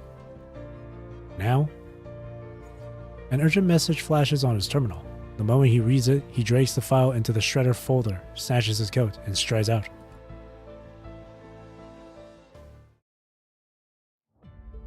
Babylonia Residential District. What do you mean Colm LeBrant is dead? How many times did I tell you to keep an eye on him? We never left his side for a moment. There wasn't anything lethal in his room either, but... Inside the room lies the human head obtained Babylonia residency status through the Philo Tree lead, now accidentally deceased. He's lying face down on the floor without any visible injuries. What's that? Nicola furrows his brow, fixating on a tiny black spot on the side of the man's head. Weird. That wasn't there when we checked his body earlier. Crouches down and meticulously collects the object in an evidence bag. Is this a mechanical spider? Died of cringe. That's impossible. We didn't find anything like that on him during our inspection. The sky suddenly darkens as piercing alarms blare throughout Babylonia. Close enough. Welcome back, Store speaking.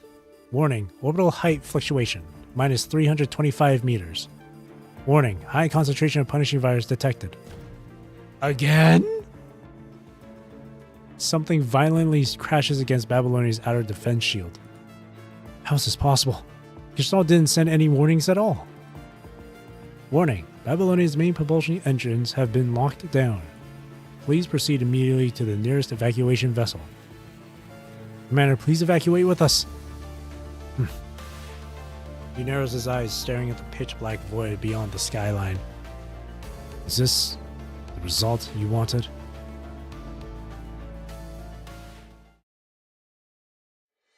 Like a dying leviathan, the mass of Babylonia falls through the void. On its bridge, darkness has swallowed the last of the light. The final engine's exhaust flame gutters and fades into the endless night.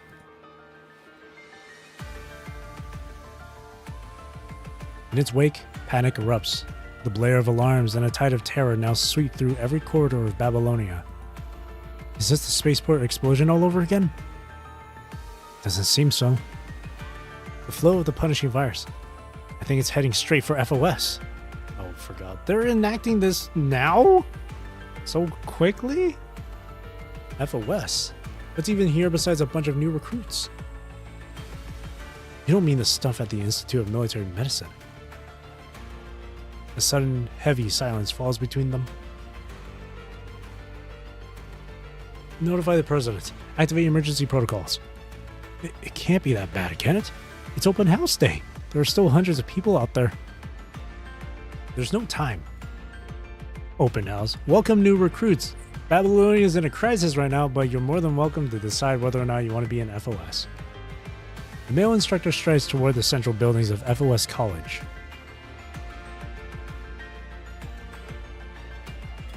A piercing terminal alarm shatters the silence of a secret transatlantic bunker. Oh. At her terminal, the woman reads the brief intelligence report, her eyes darkening. With mild intrigue, she brushes a strand of disheveled hair from her face. Babylonia is crashing down? Is it confirmed? The terminal quickly displays his response. Well, looks like it's almost our time to take the stage, sister. Oh my god. What? What? Pilgrimage done. Pilgrimage done. For now. I don't know if that really is... I don't know if that's the... That has to be the prelude to the completely new arc we're going into, right? That has to be.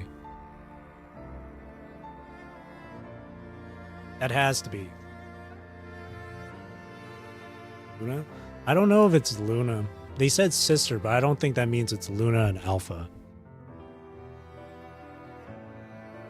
It could be, this is an entirely new issue we're dealing with now.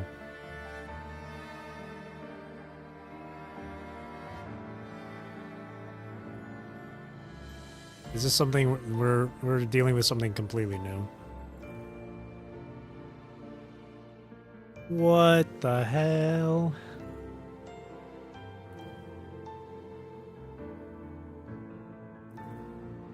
That data set, man. That data set, that's the key player in this one, man.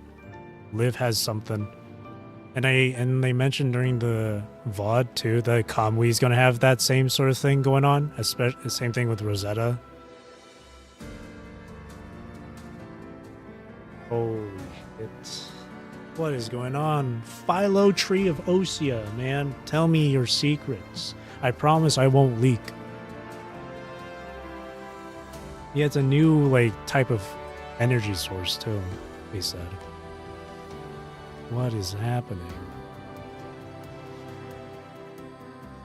It has to be some new being that we're having to deal with now. They're not corrupted. They're not mechanoids. Or I mean, Aisling isn't. She could be a hetero creature, or in the same sort of vein as like the twins or Cradle. But we don't know for sure.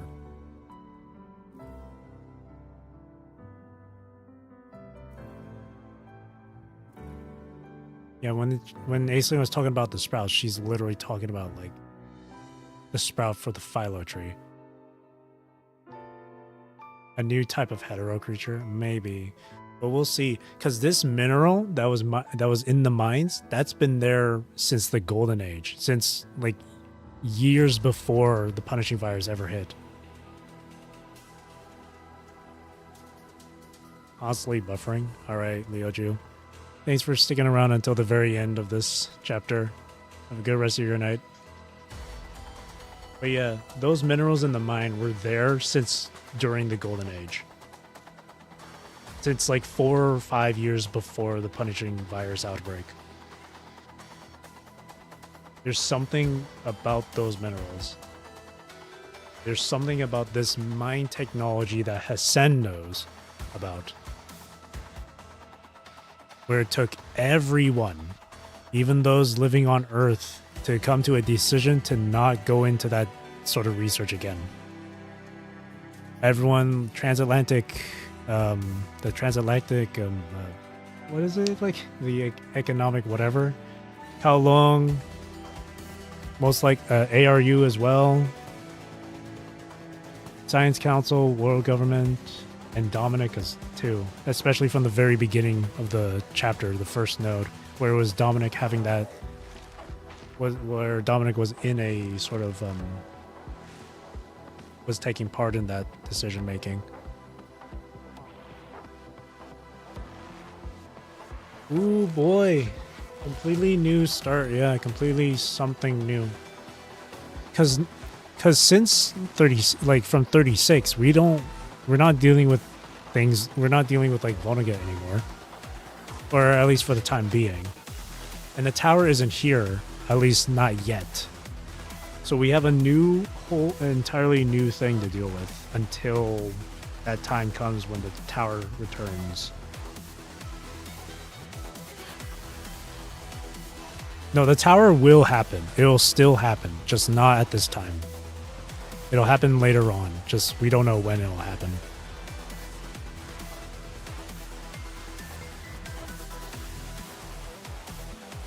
So we'll see what happens for the next main story. We'll see. That's crazy though. Holy. I don't know if it'll move on to a new like section right here after Pilgrimage. It might. This does feel like a complete prelude to something new entirely. That was good. That was really good. I really enjoyed that chapter. It definitely helps build up intrigue for the next big thing for the story. Oh boy. I'm curious. Oh, so very, very curious. Only time will tell. Only time will tell and give us the details.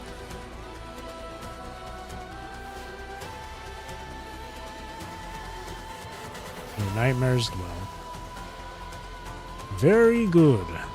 Very good.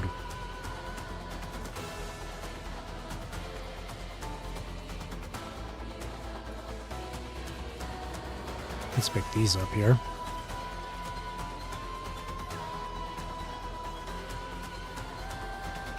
Let's see if I can get her weapon. Or should I go for the cub? No, I'll go for the weapon. Oh, insufficient black cards? Oh, I thought I had extra. Never mind. No weapon for the time being.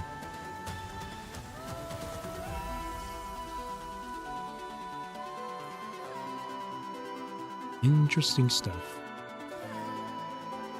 Interesting stuff.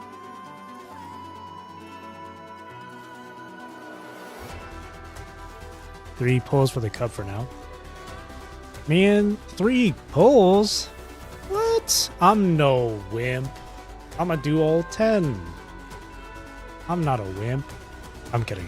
I'll do that. I'll do individual pulls. I do want to save my black cards, so.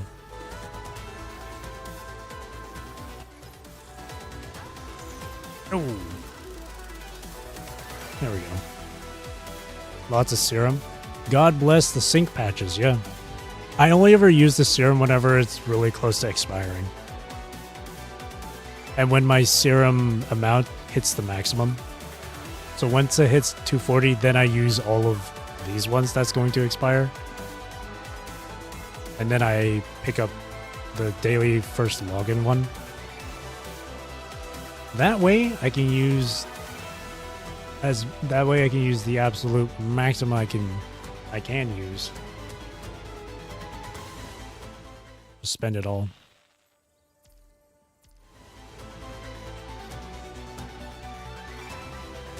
All the stuff for Kamui frame. Whew. Man.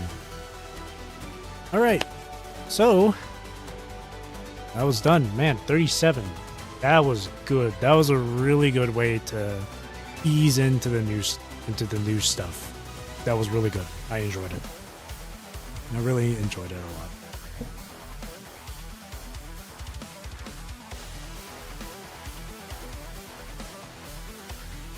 Good night to you, Infets.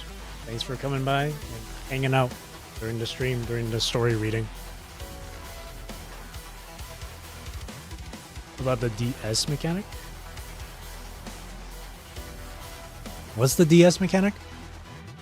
Sorry, I'm not aware of that abbreviation.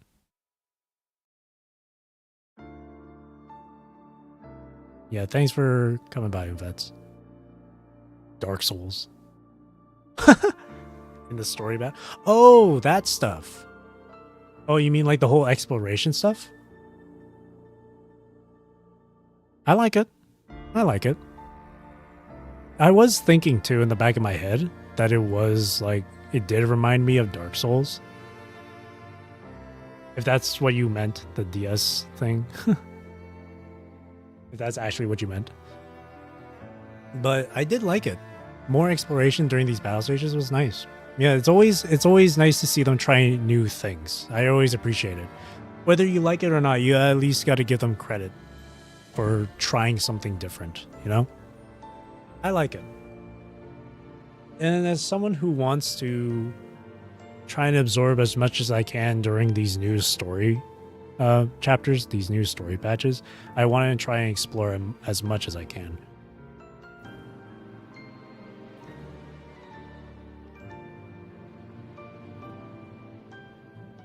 So I liked it.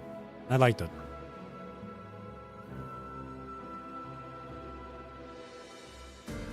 It lets you feel like there's more to do during the battle stages. Because obviously when it comes to these chapters, it's a lot of reading too, right? But having this new sort of exploration type of thing for the stages, you can spend a bit more time doing gameplay, which is always welcome for me, in my opinion. So I liked it. I liked it.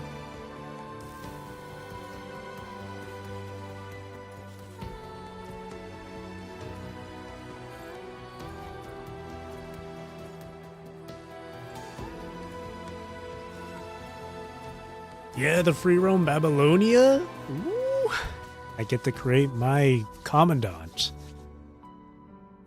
That's gonna be exciting. Yeah, in a few days. Yeah, that's gonna be really cool. I can't wait to check that out. But of course, until that happens, there's other things I will be doing on stream and not just PGR. Yep, next week. So, that being said, that's it for me for tonight. Thank you for watching. Thank you for chilling with me. Thank you for chatting with me. I really do appreciate it. Hope you have a great rest of your day or night, wherever you are in the world. Take care, stay safe, drink plenty of water. Hope you enjoyed the stream. And I'll see you tomorrow. Tomorrow, I'm going to be playing both WUA and PGR. First half of the stream is going to be WUA, and during that portion of the stream, I will watch the 2.8 VOD, the live stream VOD. I will watch that too. And then I'll switch over to doing PGR, where I will do the events, boss challenge. This won't reset anytime soon, unfortunately, so I'm not going to be able to do these. Oh, wait, no. Have I done Warzone? I've not done Warzone. Okay, we're doing Warzone tomorrow as well then. Well, I'll be doing that. And if there is some extra time left, maybe... Well, no, not Liv's affection story, because I think that's going to take a while to get through. It's going to take like maybe 2 or 3 hours to get through. So I don't think I'd have enough time to fit that in there. Otherwise, it will be like a 7-hour, 8-hour stream. But yeah, that's what I'll do for tomorrow. Just nice, chill, fun time for tomorrow. Nothing story related and all that shit, just good time. Again, this chapter was really good. I really liked it. It wasn't too much of a focus with Liv, which was different, because a lot of the other chapters, it was always something to do with the character involved and their backstory and stuff. This one, not too heavy on that with Liv, but I still enjoyed it regardless. Still really did enjoy it. I don't feel like there was much else to go with for Liv in terms of backstory. We've gotten enough of that from her interludes in previous chapters. So this chapter served more as a beginning point for the new stuff that's to come in the future of the story. So regardless, it was really good. I really liked it. And in terms of the boss fight, I said it earlier, the boss fight, yeah, it's a little easy, sure.